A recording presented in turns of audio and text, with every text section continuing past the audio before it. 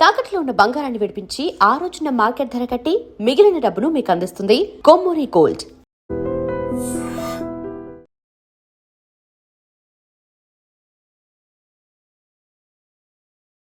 అంటే పోలీస్ అవ్వాలని ఎందుకు అనుకున్నారు? అదే నేను చదువుకున్నప్పుడు మా బ్రదర్ ఏం చేశారంటే అదైన తర్వాత ఎస్కే యూనివర్సిటీ అక్కడికే వస్తున్నా. ఎస్కే యూనివర్సిటీ క్యాంపస్లో నేను ఎంఏ కంప్లీట్ అయిన తర్వాత ఒక లాగా ప్రాక్టీస్ చేయాలా, మనకు అవసరం ఉంటుంది. ఎందుకంటే మనకు ప్రతి కేసులు ఎవరో అడ్వకేట్ దగ్గరికి పోవాలా, అది ఇది ఎందుకురా, ఒక లా చేద్దామని చెప్పేసి మా ఫాదర్ అనుకున్నారు. అని అంటే సరే అని చెప్పేసి నాకు లాలో కూడా మంచి ర్యాంక్ వచ్చింది. ఇది స్టేట్ ర్యాంక్ 26th ర్యాంక్ వచ్చింది నాకు. సో అప్పుడు ఎస్కే యూనివర్సిటీ క్యాంపస్లో కానీ ఉస్మానియా యూనివర్సిటీ క్యాంపస్లో కానీ లా జాయిన్ కావడం అంటే ప్రెస్టీజియస్ ఇష్యూ. సో అందులో ఎస్కే యూనివర్సిటీ క్యాంపస్లోనే నేను ఎక్కడైతే ఎంఏ చేస్తున్నానో అక్కడే రావడం జరిగింది వితౌట్ ఎనీ గ్యాప్. సో లా అడ్మిషన్స్ రోజే మా బ్రదర్ వచ్చాడు. ఆయన 1989లో సబ్ ఇన్స్పెక్టర్గా ట్రై చేశాడు. ఆయన బికాజ్ ఆఫ్ హైట్ కాలేకపోయాడు. మా ఇంట్లో 5 మంది ఉంటే 5 మందిలో ఈజ్ ద షార్ట్, అంటే 5'6" ఉండడం కూడా షార్టే. 167 చెప్పాను కదా, 167.6 ఉండాలి, 167 ఉన్నారు. సో ఆయన డ్రీమ్ అంతా కూడా వీడు హైట్ ఉన్నాడు, తర్వాత కాంపిటేటివ్ ఎగ్జామినేషన్స్ ప్రిపేర్ అవుతున్నారు, అంత షార్ప్నెస్ ఉంది, వీడు ట్రై చేయడం లేదని చెప్పేసి మా ఫాదర్కి చెప్పి మా ఫాదర్ ద్వారా బలవంతంగా నా దగ్గరకు వచ్చాడు. వచ్చి ఎస్ఐ సెలక్షన్స్కి నువ్వు సెలెక్ట్ అయితే అవ్వలేదో నాకు సంబంధం లేదు, ఇక డబ్బులు పంపించాడు అని బలవంతంగా నాకు జేబులో డబ్బులు పెట్టి, నువ్వు సెలక్షన్స్కి సెలెక్ట్ అయితే అవ్వలేదో సంబంధం లేదు కానీ కర్నూలుకి వెళ్ళాలి, కర్నూలుకి వెళ్ళి సెలక్షన్స్లో పార్టిసిపేట్ చేయాలి, నువ్వు సెలక్షన్స్కి పోతేనే ఇంటికి రానిస్తాడంట నాన్నగారు, లేదంటే నువ్వు ఇంట్లోకి రావాల్సిన పని లేదు, నువ్వు ఎక్కడ ఉంటావు సంబంధం లేదు అని చెప్పేసి అని ఆ విధంగా ప్రెజర్ చేశారు. సరే అని నవ్వుకొని, ఇంకా మా ఫాదర్ చెప్పినాడంటే ఆయన అజాత శత్రువు ఉన్నట్లు. సో ఆయన చెప్పిన దానికి మేము ఎవరు కాదనే దానికి లేదు. సో ఇమ్మీడియట్గా సరే నాన్న చెప్పారు కదా నువ్వు వెళ్ళిపోతామని అడ్మిషన్స్ రోజే, లా అడ్మిషన్స్ రోజే నేను వెళ్ళాను. వెళ్ళి జస్ట్ కళ్ళు మూసుకొని, ఎప్పటికెందుకంటే నేను స్పోర్ట్స్లో యాక్టివ్గా ఉండేవాడిని, తర్వాత స్టడీస్లో యాక్టివ్గా ఉండేవాడిని, ఆల్రెడీ సివిల్స్ ప్రిపేర్ అవుతుండేవాడిని. సో కళ్ళు మూసుకొని పరిగెత్తడము, ఫిజికల్ సెలక్షన్ అయిపోవడము, తర్వాత వెంటనే ఇమ్మీడియట్గా ఎగ్జామినేషన్ కూడా చూడండి. March 19th నాది physical fitness test, I have qualified. February 19th, March 3rd examination జరిగింది. జస్ట్ చూడండి డేస్ అంతే. రిటర్న్ ఎగ్జామినేషన్ అయిపోయింది. రిటర్న్ ఎగ్జామినేషన్ అయిపోయిన తర్వాత మేలో ఇంటర్వ్యూలు జరిగాయి, జస్ట్ వితిన్ 2 months. ఇంకా తర్వాత అపాయింట్మెంట్ ఆర్డర్స్ వస్తాయనే లోపు రాజీవ్ గాంధీ అసాసినేషన్ జరిగిపోవడం ఒక 2 months డిలే అయిపోయి July 15th అంతా అడ్మిషన్స్. మోరోవర్ ఎంత లక్కీయెస్ట్ అదే కొంత మాకు సీనియారిటీలో కూడా కొంత వెనకబడడానికి కారణమైంది. అనంతపూర్ పోలీస్ ట్రైనింగ్ కాలేజీకి రావడం, ఎస్కే యూనివర్సిటీ క్యాంపస్ నుండి అనంతపూర్ పోలీస్ ట్రైనింగ్ కాలేజీకి వచ్చి జస్ట్ ఆ లగేజ్ తీసుకెళ్ళి ఇక్కడికి రావడం జరిగింది. సో అట్లా ఇంట్లో వాళ్ళ ఒత్తిడి వలన, ముఖ్యంగా మా బ్రదర్, థర్డ్ బ్రదరు ప్లస్ మా ఫాదర్, వీళ్ళ యొక్క ప్రెజర్ వల్ల నేను పోలీస్ డిపార్ట్మెంట్లో జాయిన్ కావడం జరిగింది. యాక్చువల్గా నాకు పోలీస్ డిపార్ట్మెంట్ ఇంట్రెస్ట్ ఉండేది కాదు. నేను లాగా ప్రాక్టీస్ చేసుకొని లా ప్రొఫెషన్గా దాన్ని ఒక ప్రొఫెషన్గానే తీసుకొని తర్వాత ఏదైనా ఒక కొంత ఎలివేట్ కావాలని చెప్పేసి అంటే జడ్జెస్గా కానీ అట్లా పోవాలని చెప్పేసి అనేది ఉండింది. మీరు యూనిఫామ్ వేసుకున్నారు, మీ ఫాదర్ కోరిక నెరవేర్చారు. ఫస్ట్ పోస్టింగ్ ఎక్కడ వచ్చింది? ఇంకొక విషయం చెప్పాలి, ఎందుకంటే బికాజ్ ఆఫ్ ఫస్ట్ పోస్టింగ్ కంటే ముందు మా ఫాదరు నాకు జాబ్ వచ్చిన వెంటనే ట్రైనింగ్ కాలేజీకి పోయి అక్కడ జాయిన్ కావాలి. ఆ టైంలో ఫాదర్ని మదర్ని కాళ్ళకు నమస్కారం పెట్టుకున్నప్పుడు, వాళ్ళ పాదాభివందనం చేస్తున్నప్పుడు మా ఫాదర్ నాకు ఇచ్చిన సలహా ఏంటంటే, అరే బాబు, ఇంట్లో 9 మంది ఉన్నారు, నువ్వు లాస్ట్ కొడుకు, నీకు ఎలాంటి బరువు బాధ్యతలు పెట్టలేదు, పోలీస్ డిపార్ట్మెంట్లో పనిచేస్తే ఎంతైనా మంచి పేరు వస్తుంది, నాకు నా కొడుకు ప్రజలకు సేవ చేస్తున్నాడనే పేరు రావాలి, కానీ దీంట్లో డబ్బు సంపాదించుకోవడానికి, ప్రజలు పీడించడానికి ఎంతైనా అవకాశం ఉంటుంది. సో అది మాత్రం వద్దు, నాకు పేరు తీసుకొనిరా, నీకేదైనా డబ్బు అవసరమైతే నన్ను అడుగు కానీ ప్రజలను అడగద్దు అని చెప్పేసి అన్నారు. So this is the words he delivered before me. నేను ఆ ఒక్క పదం కోసము నా ఎంటైర్ కెరీర్లో ఈవెన్ ఒకరోజు ట్రాన్స్ఫర్ అయితే కూడా నేను లెక్క చేయలేదు. ట్రాన్స్ఫర్స్ని ఎప్పుడూ లెక్క చేయకుండా కేవలం మా ఫాదర్ చెప్పిందే నాకు గుర్తుండేది. అయితే మా ఫాదర్ చనిపోయిన తర్వాత నేను తిరిగి పోలీస్ ట్రైనింగ్ కాలేజీకి వెళ్ళడం జరిగింది. సో అక్కడ దాదాపు 9 years ఉన్నా. సో 15 years దాదాపు ఆయన వర్డ్ మీద స్టిక్ ఆన్ అయి ఉన్నా. ఆ తర్వాత ఆయన చనిపోయిన తర్వాత సొసైటీ విలువ, మనుషుల విలువ, మనీ విలువ అన్నీ తెలుసుకున్నా. సో తెలుసుకొని నేను కొంత అంటే అవినీతి అనేది కాదు కానీ ఎప్పుడు కూడా జాయిన్ అయినప్పటి నుంచి ఈ రోజు దాకా పోలీస్ ఇమేజ్ తగ్గుతుందని చెప్పేసానంటే అంతకంటే దౌర్భాగ్యం ఏం లేదు. పోలీస్ ఇమేజ్ కోసం ఏ ఎక్స్టెంట్ దాకా అయినా సరే నేను I will try my level best. అది సో నాకు ఇచ్చిన ఫస్ట్ బేసిక్గా ఇండక్షన్ ట్రైనింగ్ అనేది అనంతపూర్ పోలీస్ ట్రైనింగ్ కాలేజ్లో జాయిన్. అంటే ఇప్పట్లాగా స్టైఫంటరీ ఎస్ఐస్ అనేవాళ్ళు కాదు. డే ఆఫ్ ఎప్పుడైతే అపాయింట్మెంట్ ఆర్డర్ వస్తుందో అదే రోజే మాకు ఫుల్ ఫ్లెడ్జ్డ్ పోలీస్ ఆఫీసర్స్, అంటే ఫుల్ శాలరీ కూడా వచ్చేది. So Anantapur police training college రావడం జరిగింది. తర్వాత బనగానపల్లి అంటేనే ఇంకా మీకు తెలుసు స్టేట్లో. ఆ బనగానపల్లి నాకు మామూలుగా పిఎస్ఐ అంటారు, అంటే ప్రొబేషనరీ ఎస్ఐ అని చెప్పేసి అని. సో అక్కడ ప్రొబేషనరీ ఎస్ఐగా ఉన్నప్పుడు ఆయన చనిపోయారు. మా గురువు గారు సైదువలి అని చెప్పేసి అక్కడ ఎస్ఐ గారు, జోజిరెడ్డి అని చెప్పేసి అని సిఐ గారు. ఓకే, అక్కడ నేను పిఎస్ఐగా చేశాను. అక్కడ పిఎస్ఐగా ఉన్నప్పుడు ఈ ఫ్యాక్షనిజం పైన, వీటిపైన, ఈ లిటిగెంట్స్ పైన, అన్నింటిపైన కూడా అంటే బోత్ యాజ్ ఏది రికార్డ్ అయితేనేమి లా అండ్ ఆర్డర్. కొంతమందికి కలం పెత్తనం ఉంటుంది, కర్ర పెత్తనం ఉంటుంది, ఒకటే ఏదో ఒకటి ఉంటుంది. సో మా గురువులందరూ కూడా మా వాడికి కర్ర పెత్తనం ఉంది, కలం పెత్తనం రెండూ ఉన్నాయి, ఎక్కడైనా కూడా చేయించుకొని వస్తాడని చెప్పేసి అని అక్కడున్న ఫ్యాక్షన్స్లో కూడా మోర్ ఓవర్ కర్ర పెత్తనం, కలం పెత్తనమే కాకుండా కొంచెం ధైర్యం ఉండాలి. ఫ్యాక్షన్ ఏరియా అంటే ఇప్పుడు మీకు బనగానపల్లి అంటేనే తెలుసు ఎంత హైలీ అంటే మీకు అక్కడున్న ఫ్యాక్షన్ విలేజెస్. బనగానపల్లి సర్కిల్ అప్పుడు it was consisting of Kolimigundla, Avuku, Banaganapalli and Betamcherla. So కొలిముగుండ్లలో గుండ్లసింగవరం అనే ఫ్యాక్షన్ విలేజ్, బనగానపల్లిలో యనకండ్ల అనే ఫ్యాక్షన్ విలేజెస్, ఇట్లా అంటే కొన్ని ఊరి ఫర్ ద నేమ్స్ కొన్ని చెప్తున్నాను. ఇట్లాంటి ఫ్యాక్షన్ విలేజెస్ అన్నీ ఉండేవి. పెద్ద పెద్ద ఈరోజు ఉన్న స్టేట్ లీడర్స్ అందరూ కూడా ఆ ఏరియా నుంచి వచ్చేవాళ్ళే. సో అక్కడ ఒకరి హయ్యెస్ట్ మెయిన్ లీడర్ చనిపోయింది కూడా కోయిలకుంట్ల అండ్ బనగానపల్లి. ఈ రెండు కూడా జంట తాలూకాలాగా ఉంటాయి. జస్ట్ 13 కిలోమీటర్స్ కోయిలకుంట్ల, బనగానపల్లి ఉంటుంది. సో అవుకు, కొలింగుంట్ల, కోయిలకుంట్ల తాలూకా అయినప్పటికీ నేను పిఎస్ఐగా ఉన్నప్పుడు ఆ రెండు కూడా బనగానపల్లి సర్కిల్ కింద ఉండేవి. సో కాబట్టి రెండు కోయిలకుంట్ల తాలూకా లీడర్స్తోనూ, తర్వాత ఫ్యాక్షన్ లీడర్స్తోనూ, బనగానపల్లి తాలూకా ఫ్యాక్షన్ లీడర్స్తోనూ నాకు ఎక్కడైతే డిపార్ట్మెంట్లో ఇండక్ట్ అయ్యానో అక్కడి నుంచి కూడా పరిచయాలు ఉన్నాయి. వాళ్ళతో ఒకరికొకరు ఫేస్ టు ఫేస్ మాట్లాడుకోవడం కానీ, కేసుల విషయాల్లో కానీ అంతా కూడా ఆ అక్వాంటెన్స్ అనేది ఉంది.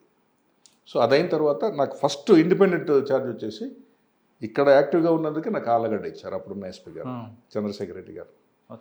మావాడు చెప్పి ఆయన పోస్టింగ్ ఇచ్చే ముందు కూడా బేస్ మావాడు చాలా ఎఫెక్టివ్గా చేస్తున్నాడు కాబట్టి వీడు this fellow is deserved for Allagadda అని చెప్పేసి అని ఆలగడ్డ ఫస్ట్ పోస్టింగ్ ఇవ్వడం జరిగింది.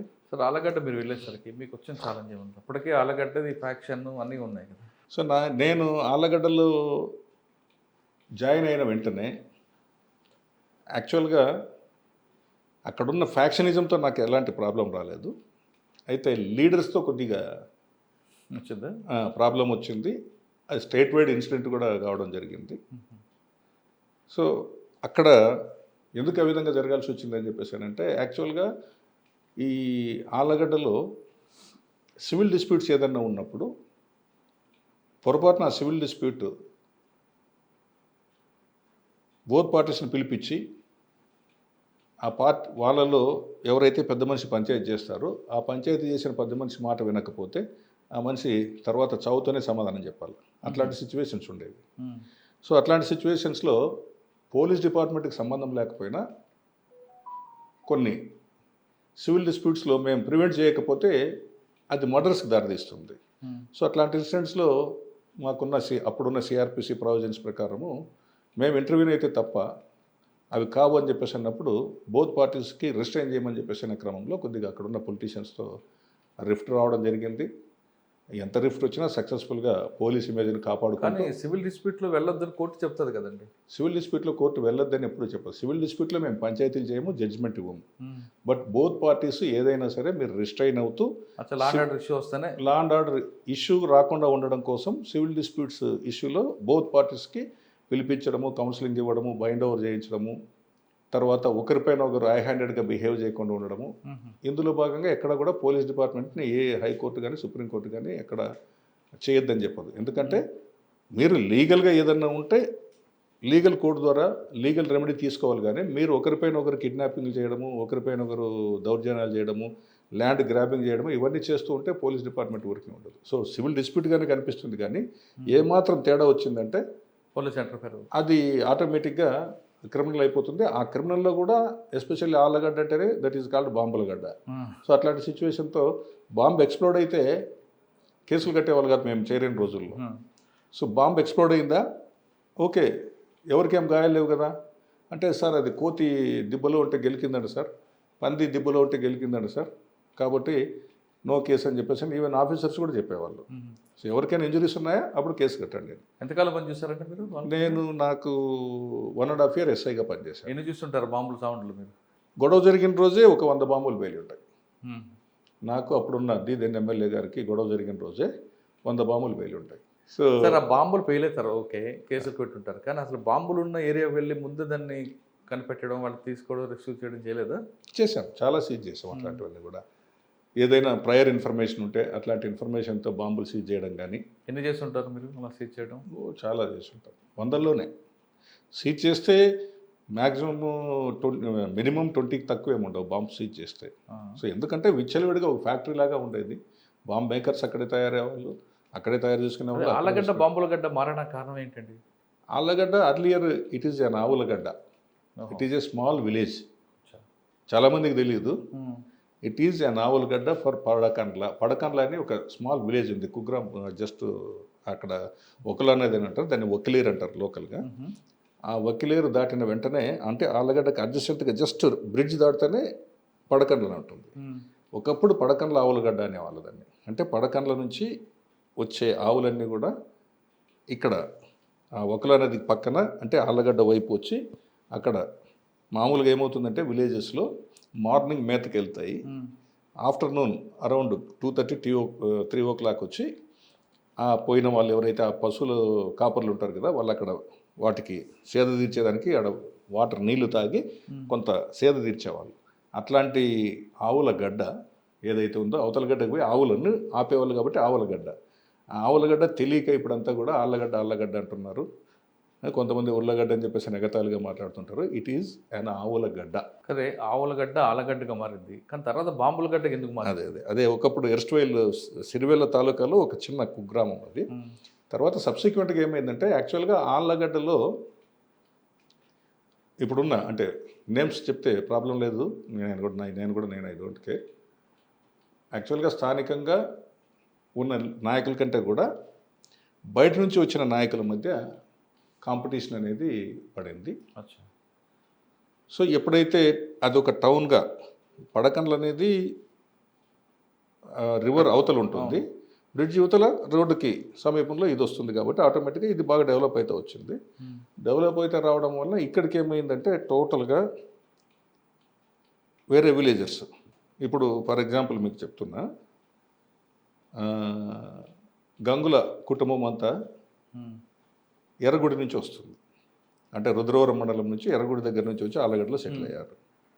తర్వాత డబ్ల్యూ కొత్తపల్లి నుంచి భూమా ఫ్యామిలీ అంతా వచ్చి సెటిల్ అయింది. సో అక్కడ ఆ విధంగా బయట నుంచి వచ్చిన వాళ్ళు అందరూ ఒకరికొకరు పొలిటికల్గా పెత్తనం కోసము, రాజకీయ పెత్తనం కోసం. ఆవులగడ్డలు మాత్రం కాదు, చుట్టుపక్కల వచ్చిన వాళ్ళ ఫైటింగ్ ఇది. చుట్టుపక్కల వచ్చిన ఫైటింగ్ మెజారిటీ అందరూ కూడా. ఇప్పుడు బనగానపల్లి కూడా అంతే. చల్ల రామకృష్ణారెడ్డి హెయిల్స్ ఫ్రమ్ ఉప్పలపాడు, అంటే పైన అవుకు మండలంలో ఉంటుంది. గుండ్ల సింగవరము రాంభూపాల్ రెడ్డి వారిది, అది అవుకు మండలంలో ఉంటుంది. సో చెన్నంపల్లి సత్యం రెడ్డి, తర్వాత అతని పార్థసారథి రెడ్డి అతని కుమారుడు ఎమ్మెల్యే అయ్యారు.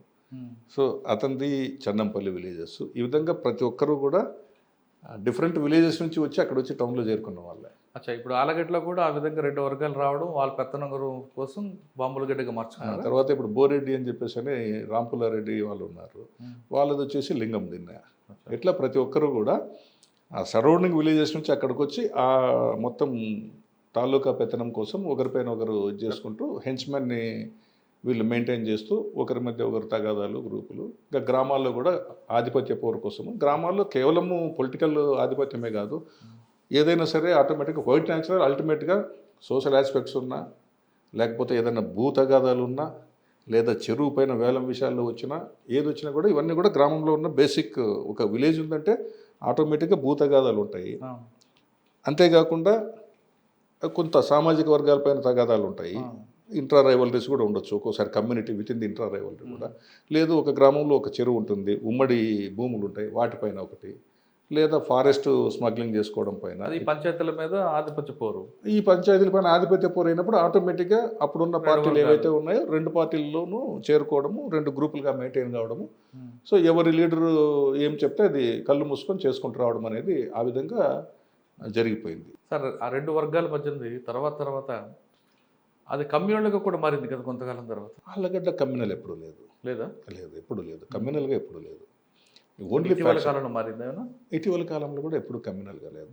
కొంత చాగలమరిలో ముస్లిం కమ్యూనిటీ ఉంది కానీ బట్ ఎప్పుడు కమ్యూనల్ ఇది కాలేదు. సిరివెల్ల కొంత ఉంది, అది కూడా మేజర్ కమ్యూనల్ ఇన్సిడెంట్స్ అయితే ఏం జరగలేదు. ఎందుకంటే ఆల్మోస్ట్ సిరివెల్ల ముస్లిమ్స్ కానీ చాగలమరి ముస్లిమ్స్ కానీ ఆ కల్చర్ అసిమిలేషన్ అనేది, అంటే హిందూ కల్చర్లో ఒక భాగంగా వాళ్ళు కలిసిపోయారు. సో కాబట్టి మనకు కమ్యూనల్ జరిగేది ఎక్కడ జరుగుతుందంటే అంటే కంబైన్డ్ కర్నూలు డిస్ట్రిక్ట్ తీసుకుంటే వెలుగోడు జరిగింది, ఆత్మకూరు జరిగింది, తర్వాత ఇక్కడ ఆదోని, మాకు ప్రజెంట్ ఇక్కడ హొలగొంద ఉంది. సో అక్కడ కమ్యూనల్ జరుగుతాయి కానీ ఆలగడ్డలో ఇంతవరకు ఎక్కడ కూడా, ఈవెన్ బనగానపల్లి కూడా లేదు ఎప్పుడు కమ్యూనల్. సార్ మీరు 1.5 yearలో ఆలగడ్డలో మీకు బాగా గుర్తుండిపోయిన సంగతి చెప్పండి, plus or minus. So crime meeting జరిగేటప్పుడు జనరల్గా ఏమంటే హెడ్ క్వార్టర్ సిఐని కానీ ఒక ఎస్ఐని కానీ వదిలేస్తారు సబ్ డివిజన్ మొత్తానికి. కానీ అక్కడ సబ్ డివిజన్లో అన్ని పోలీస్ స్టేషన్లో ఏం జరిగినా కూడా వీడుంటే కంట్రోల్ అవుతుందని చెప్పేసి అనే నమ్మకంతో నన్ను అక్కడ హెడ్ క్వార్టర్స్లో వదిలేసి వెళ్ళిపోవడం జరిగింది. సో కాబట్టి ఎక్కడ ఏం జరిగినా వెంటనే ఇమ్మీడియట్గా మేము వీ హ్యావ్ టు రష్. అప్పుడు నా limits Allagadda rural limits, but Chagalamarri అనేది వేరే ఉంది. సో ఆ చాగలమర్రి లిమిట్స్లో ఏమైందంటే ఒక లీడర్కు ఇబ్బంది అవుతుందని చెప్పేసి అని తాలూకా వైడ్గా ఒక కమిటీలాగా వేసుకొని మంచి గుడ్ షూటర్స్ ఎవరున్నారని చెప్పేసి అని ఆళ్ళగడ్డ రూరల్ అంటే నా లిమిట్స్లో ఉన్న చెంచు వాళ్ళని, ఆ చెంచు వాళ్ళతోనే సహవాసం చేసుకుంటే ఒక సుంకిరెడ్డి అని చెప్పేసి మంచి షూటర్. అంటే వీళ్ళు ఫారెస్ట్లోకి పోయినప్పుడు ఫారెస్ట్ షూటింగ్ కానీ, లేకపోతే ఫారెస్ట్ అప్పట్లో ఈ రెడ్ శాండర్స్ తర్వాత ఇవన్నీ కూడా స్మగ్లింగ్ అంతా ఉండేది కదా. సో వీళ్ళతో పాటు మంచి షూటింగ్, అట్లాంటి షూటర్స్ అందరినీ కూడా అప్పుడు ఒక కమిటీలాగా వేసుకొని వెళ్ళారు. ఆ రోజుల్లో ఎట్లుండేదంటే ఆళ్ళగడ్డ, బనగానపల్లి, ముఖ్యంగా ఈ కోయిలకుంట్ల ఏరియాలో ఒక్కొక్కరికి DBBL వెపన్ ఉండేది, 315 రైఫిల్ ఉండేది, స్మాల్ వెపన్ అంటే పిస్టల్ కానీ రివాల్వర్ కానీ వీళ్ళకి లైసెన్స్డ్ వెపన్స్ ఉండేవి. సో ఈ వెపన్స్ అన్నీ మొత్తం తీసుకెళ్ళి అక్కడ చాగలమర్రి విలేజ్లో ఒక లీడర్, మెయిన్ లీడరు, ఆ లీడర్ ఇల్లు మధ్యలో ఇట్లా హైట్ సెంటర్లో ఉంటుంది. ఆ మిద్దెక్కి ఎక్కితే ఆ బిల్డింగ్ అంటే ఫస్ట్ ఫ్లోర్ కూడా ఉంటుంది. అంటే మామూలుగా అప్స్టైర్ ఇలా మేడలు అంటారు కదా, పల్లెల్లో మాడీలు అంటారు. సో ఒక మేడ ఉన్న ఇల్లు అదొకటి, ఆ ఊర్లో వేరే ఏమీ లేవు.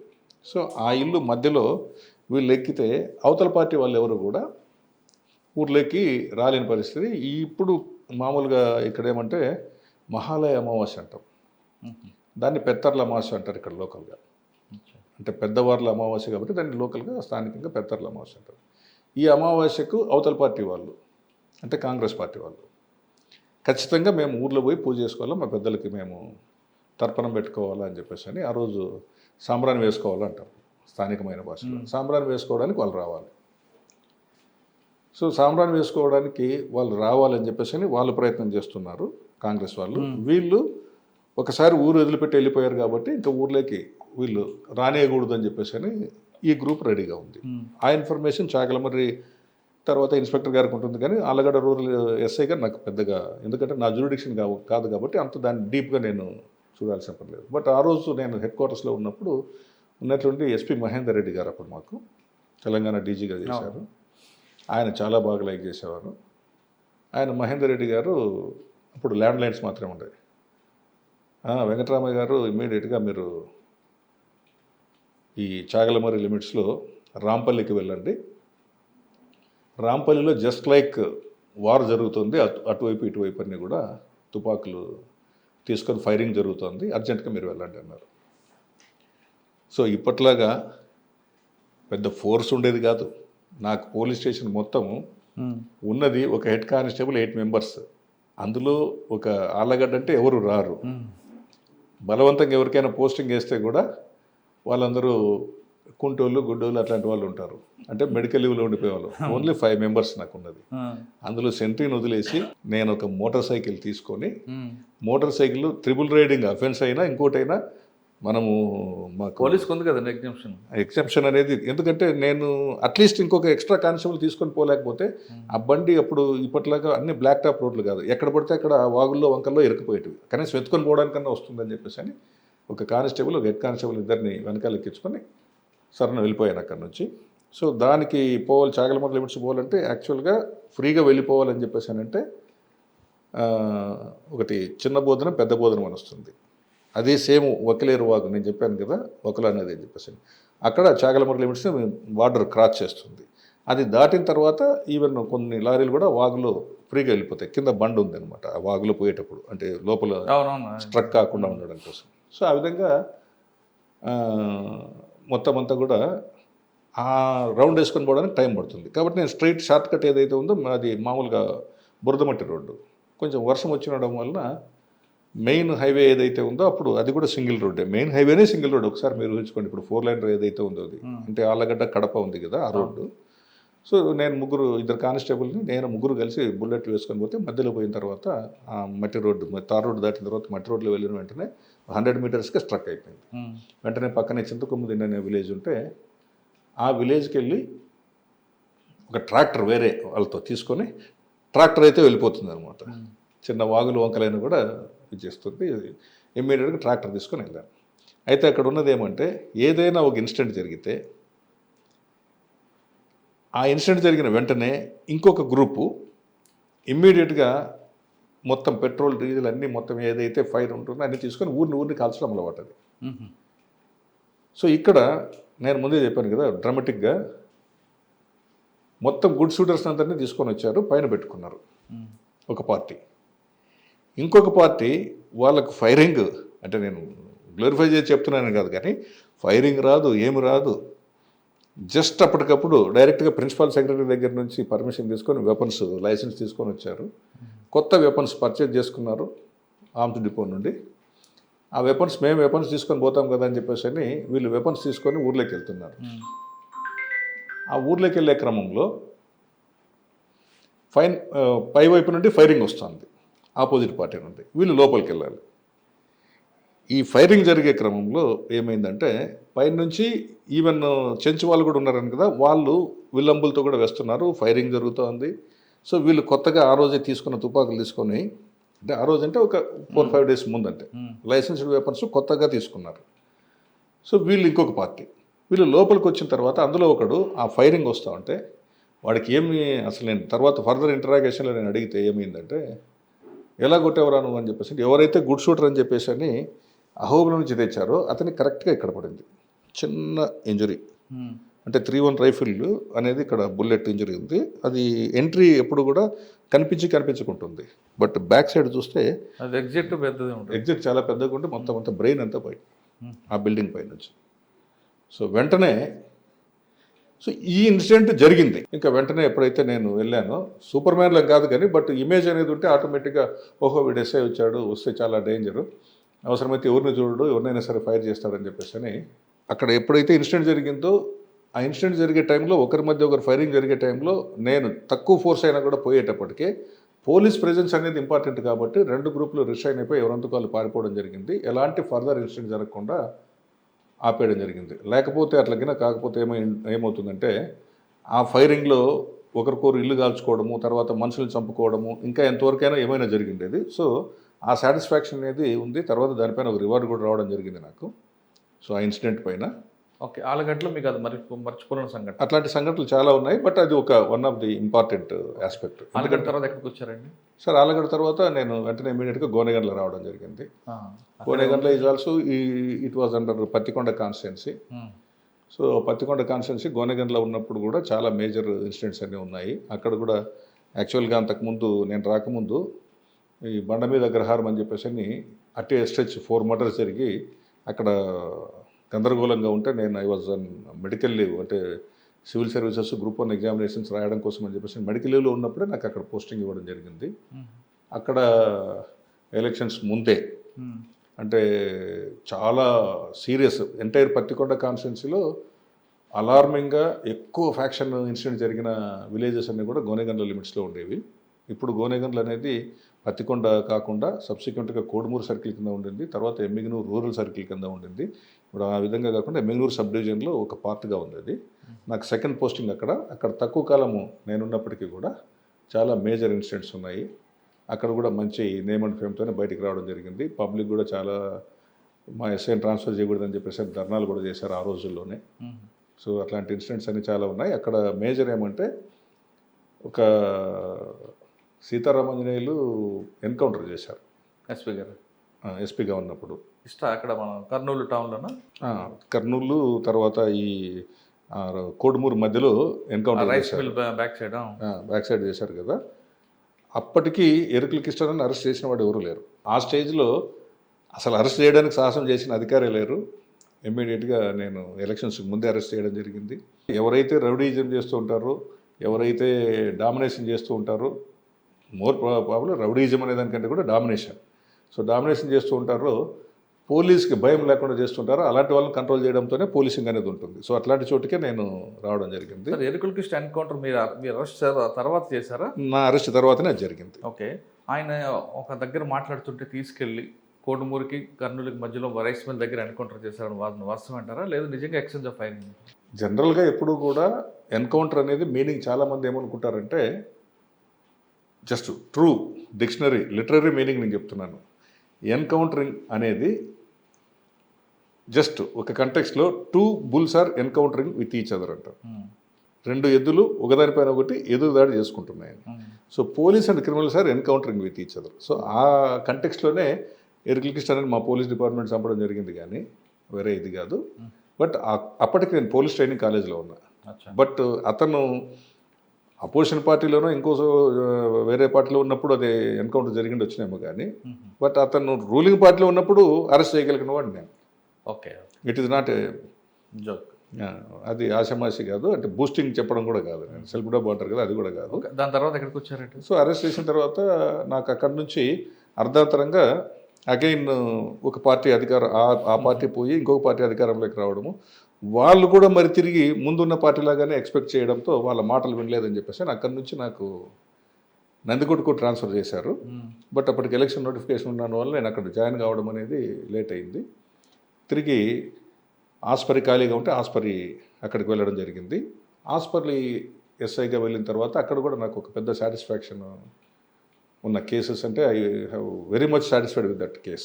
17 days తర్వాత ఒక అమ్మాయిని రేప్ అండ్ మర్డర్ చేస్తే ఆ రేప్ అండ్ మర్డర్ కేసులో పైన ఉన్న ఇన్స్పెక్టర్ కానీ డిఎస్పీ కానీ ఎవరు నాకు కోఆపరేట్ చేయకపోయినా, బాడీ లేదు ఏమీ లేదు, ఎట్లా నువ్వు మర్డర్ కేసు కడతావు అని చెప్పేసి అని, హౌ రెడిక్యులస్ వాజ్ ఇట్ అని చెప్పేసి అని వాళ్ళు ఆ రోజుల్లో నన్ను ఎగతాళి చేశారు ఎఫ్ఐఆర్ కట్టే ముందు కూడా.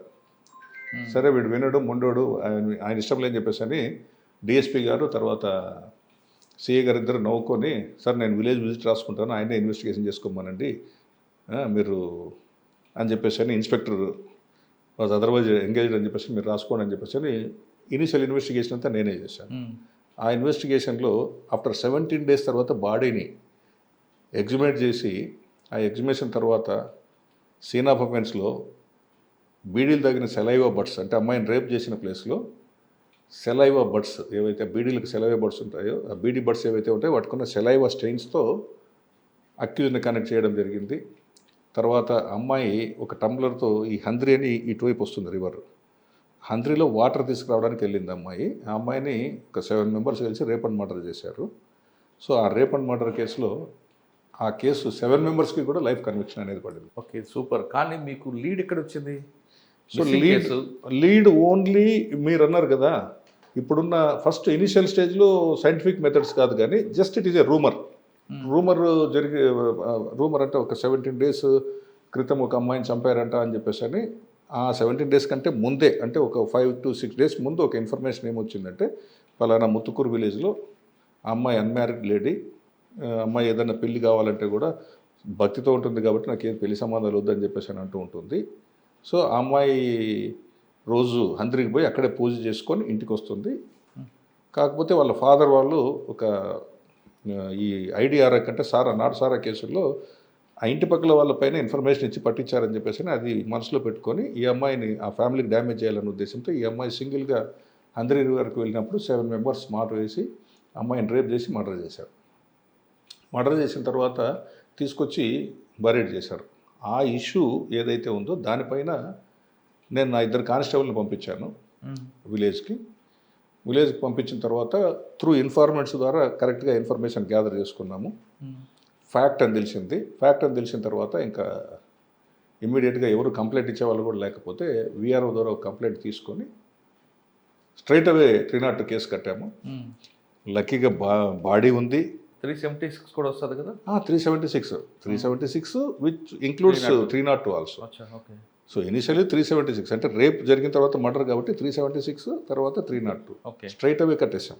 అంటే మా దాంట్లో ఏమంటే అంతకుముందు 174 CRPs అంటే బాడీ లేదు, ఏం లేదు కదా, only it is a rumour కదా.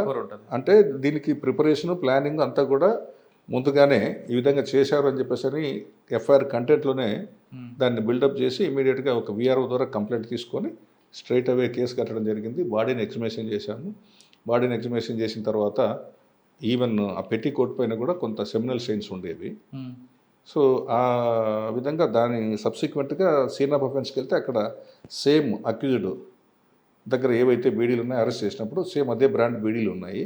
సెలైవా స్టెయిన్స్ కూడా ఉన్నాయి. అవి దగ్గర 180 డేస్ దాకా నార్మల్ కండిషన్స్లో ఏమి డ్యామేజ్ కావు.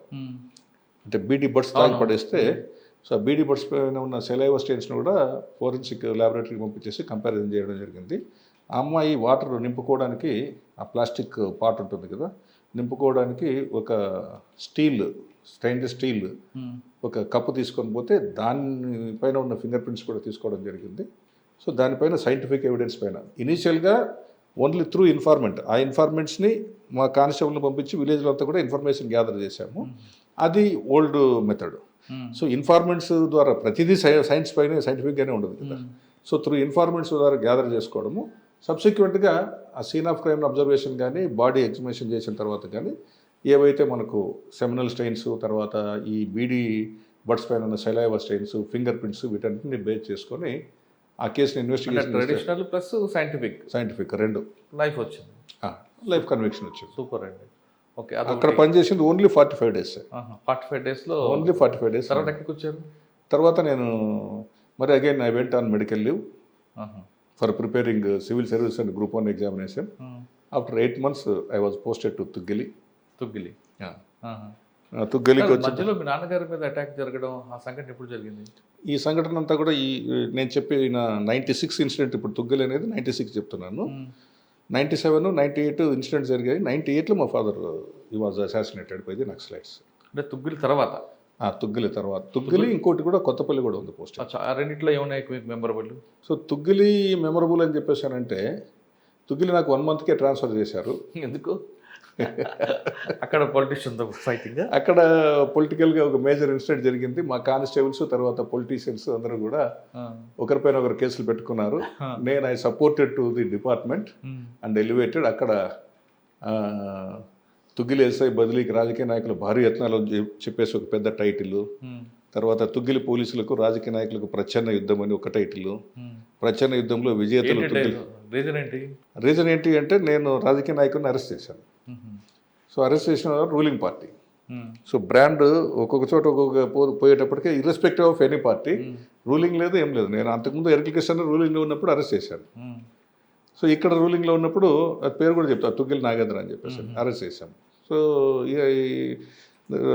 ఈ has got blessings with present CM అప్పుడు. సో అతను మా కానిస్టేబుల్స్ పైన 353 కేసు ఉంది అటాక్ చేసినాం. సో అతను కౌంటర్ కేసు వచ్చేసి 353 కేసు పెట్టించాడు. 354 కేసు, 353 ఇతని పైన, అంటే పబ్లిక్ సర్వెంట్ ఎవరైతే మా కాన్స్టిట్యూన్స్ ఉన్నారో విధుల్లో అడ్డుకున్నందుకు 353 వస్తుంది. 353 అంటే 354 అతను వేరే లేడీతో మా వాళ్ళ మీద కేసు పెట్టించారు. రైట్. సో ఆ కేసు పెట్టించిన లేడీ వచ్చేసి లక్కీగా నాకు పరిచయం ఉన్న వ్యక్తుల బంధువు, వాళ్ళని పిలిపించేసి పోలీస్ డిపార్ట్మెంట్ పైన ఇట్లా ఫాల్స్ కేసులు ఎలా పెడతారని చెప్పేసి దాన్ని రెఫర్ చేయడము.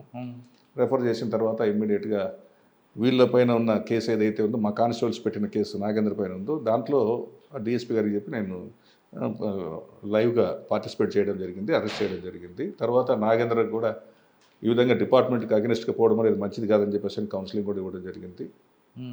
సో ట్రాన్స్ఫర్ వచ్చింది. దాంతో అది అట్లాంటి ఇన్సిడెంట్స్ ఇంకొక అప్పుడు ఎంపీపీ ఉన్నాడు, ఆయన పేకాడ దగ్గర దొరికితే ఆయన అరెస్ట్ చేశాను. సో అంతా మన పార్టీ వాళ్ళనే, మనం మినిస్టర్గా ఉండి మన కాన్స్టిట్యున్సీలో మన వాళ్ళని అరెస్ట్ చేస్తున్నాడు ఏంటి అని చెప్పేసి మనకు లా అండ్ ఆర్డర్ ప్రాబ్లం ఏది రాకుండా మనం చూసుకోవడమే తప్ప వేరే ఏం కాదు. సో దట్ పోలీస్ ఇమేజ్ అనేది ఎక్కడున్నా కూడా ఇది అక్కడ నాకేమైందంటే అన్ని కూడా మీకు పొలిటికల్ ట్రాన్స్ఫర్లు ఎక్కువ, పొలిటికల్ ట్రాన్స్ఫర్లు కావు. సో 1 monthకే ట్రాన్స్ఫర్ చేశారు. 1 monthకే ట్రాన్స్ఫర్ చేస్తే కొత్తపేట మేజర్ మెమరబుల్ ఇన్సిడెంట్ ఏమంటే ఎంటైర్ స్టాఫ్ ఒక ఆఫీసర్కి అనుగుణంగా మీరందరూ మా ఎస్ఐ గారిని ట్రాన్స్ఫర్ చేస్తే మొత్తం స్టేషన్ స్టాఫ్ అంతా మేము కూడా మెడికల్ లీవ్లో వెళ్ళిపోతామని చెప్పేసి అందరూ వెళ్ళిపోయారు. అందరూ వెళ్ళిపోయారు ఎక్సెప్ట్ సెంట్రీ. సో ఆ వెళ్ళిపోయిన తర్వాత అప్పుడు ఇంటెలిజెన్స్ ఐజీ గారు, తర్వాత అప్పుడున్న కోటేశ్వరరావు ఎస్పీ గారు అందరూ కలిసి లేదు పోలీసు మొరల్ డౌన్ అవుతుంది, ఈ విధంగా పనిచేసే వాళ్ళని ట్రాన్స్ఫర్ చేసుకుంటే పోతే బాగుండదని చెప్పేసి అని ఇమ్మీడియట్గా మరి రిటైన్ చేయడం జరిగింది. తుగ్గిలి సేమ్ 1 monthకే ఒక ట్రాన్స్ఫరు, మరి అగైన్ రిటైన్ చేయడం జరిగింది. రిటైన్ చేసిన తర్వాత మరి అగైన్ నెక్స్ట్ మంత్కి అంతా పిలిపించి అడిగితే సార్ అప్పుడు పొలిటీషియన్స్ ట్రాన్స్ఫర్ చేశారు, నేను పోలేదు, ఇప్పుడు మీరు ఒక పోలీస్ ఆఫీసర్గా నన్ను ట్రాన్స్ఫర్ చేయండి, వాళ్ళు ఏదో శ్రీకాకుళం అక్కడ ఇక్కడ పంపిస్తామంటున్నారంట, జోనల్ సిస్టమ్ ఉంది సార్ ఇది, వాళ్ళకి తెలియదేమో, ఒకవేళ మహా అయితే ట్రాన్స్ఫర్ చేయగలిగితే నల్లమల్ల ఫారెస్ట్కి వేయచ్చు, అది ఆత్మకూరు కావచ్చు కొత్తపల్లి కావచ్చు అని చెప్పేసి, ఓహో అలా ఉన్నావా నువ్వు అని చెప్పేసి ఆయన నవ్వి సరే కొత్తపల్లికి వేస్తున్నానయా నిన్ను అని చెప్పేసి కొత్తపల్లికి వేయడం జరిగింది. సో కొత్తపల్లి నేను అక్కడ కూడా 2 months చేశాను. 2 months చేసిన తర్వాత ప్రతి చోట కూడా నేను పోయిన ప్రతి చోట కూడా ఏమైందంటే వీడు ఇక్కడ ఇంత బాగా చేశాడు అంతకంటే బాగా చేయాలని ఎక్స్పెక్టేషన్, ఆ పబ్లిక్ ఎక్స్పెక్టేషన్కి ఇంకా మనం అంతకంటే ప్రతి చోట కూడా పొలిటీషియన్స్తో చేసుకుంటూ పోవడం వల్ల కొంత బాగా రైవల్రీ అనేది వచ్చేసింది. సో దానివల్ల మన కెరీర్ అనేది మనము మూర్ఖంగా పోతూ బిల్డప్ చేసుకోకుండా అనవసరంగా ఎందుకు పోవాలని చెప్పేసి అని నాకు అప్పటికి ఇంకా ఏజ్ ఉండింది, నేను జస్ట్ 23+కే 24th yearలో వచ్చాను నేను జాబ్. రావడం వల్ల ఇంకా అటెంప్ట్స్ ఉన్నాయి కాబట్టి సివిల్ సర్వీసెస్ కానీ గ్రూప్స్ కానీ ప్రిపేర్ కావచ్చు అని చెప్పేసి అని I my self opted to go to police training college Anantapur, where I joined. అక్కడ జాయిన్ అయ్యి ప్రశాంతంగా ప్రిపేర్ అవుదాం అనుకుంటే ఇంటి దగ్గర ఈ ఎక్స్ట్రీమిస్ట్ ప్రాబ్లం వచ్చి జస్ట్ 97 June జాయిన్ అయ్యాను. 98 August my father was assassinated by the Naxalites. దళం ఎవరు అప్పుడు? దళం వచ్చేసి కొండపల్లి సీతారామయ్య గ్రూప్. కానీ మీ నాన్నగారు ఎందుకు టార్గెట్ అయ్యారు? So actually my father was a land lord, ఒక 300 acres ల్యాండ్ ఉండింది. బట్ అక్కడ నేను ఎప్పుడు కూడా విక్టిమ్ కార్డు ఉపయోగించను, కానీ ఎంత నష్టం చేసినా ఏం డ్యామేజ్ చేసినా ఇప్పుడు చూస్తున్నాం కదా ప్రతి ఒక్కరు కూడా మైనారిటీ అని లేకపోతే లోయర్ కమ్యూనిటీ అని చెప్పేసి అని. I belongs to lower community, BC, Boya, Valmiki. So ఇతను ఇంత లోయర్ కమ్యూనిటీకి సంబంధించిన వాడైనప్పటికీ కూడా ఇంత ఎలివేట్ అవుతున్నాడు కదా అని చెప్పేసి చుట్టుపక్కల ఉన్న విలేజెస్లో అంతా కూడా ఈవెన్ గుత్తి, నేను చెప్పాను కదా మా విలేజ్లో 169 రేషన్ కార్డ్స్ ఉన్న విలేజ్ అయినప్పటికీ కూడా మా ఫాదర్ గుత్తి టౌన్కి వెళ్తే మొత్తం గుత్తి టౌన్ మొత్తం అంతా కూడా ఈయన ఏం చెప్తే అది జరిగేది.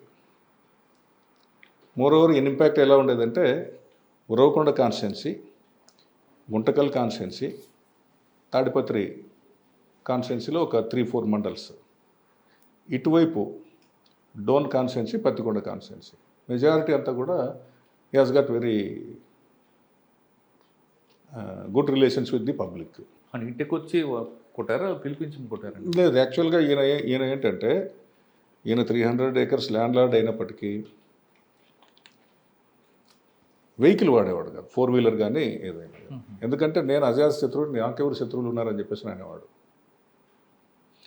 మా అందరికీ కూడా మీరు చదువులు చదువుకోవాలా, గ్రామంలో మిగతా వాళ్ళ మాదిరి ఉండకూడదు అని చెప్పేసి అని ఆ రోజుల్లో 3 గవర్నమెంట్ ఎంప్లాయీస్ అయ్యాం అవుట్ ఆఫ్ 5 సన్స్.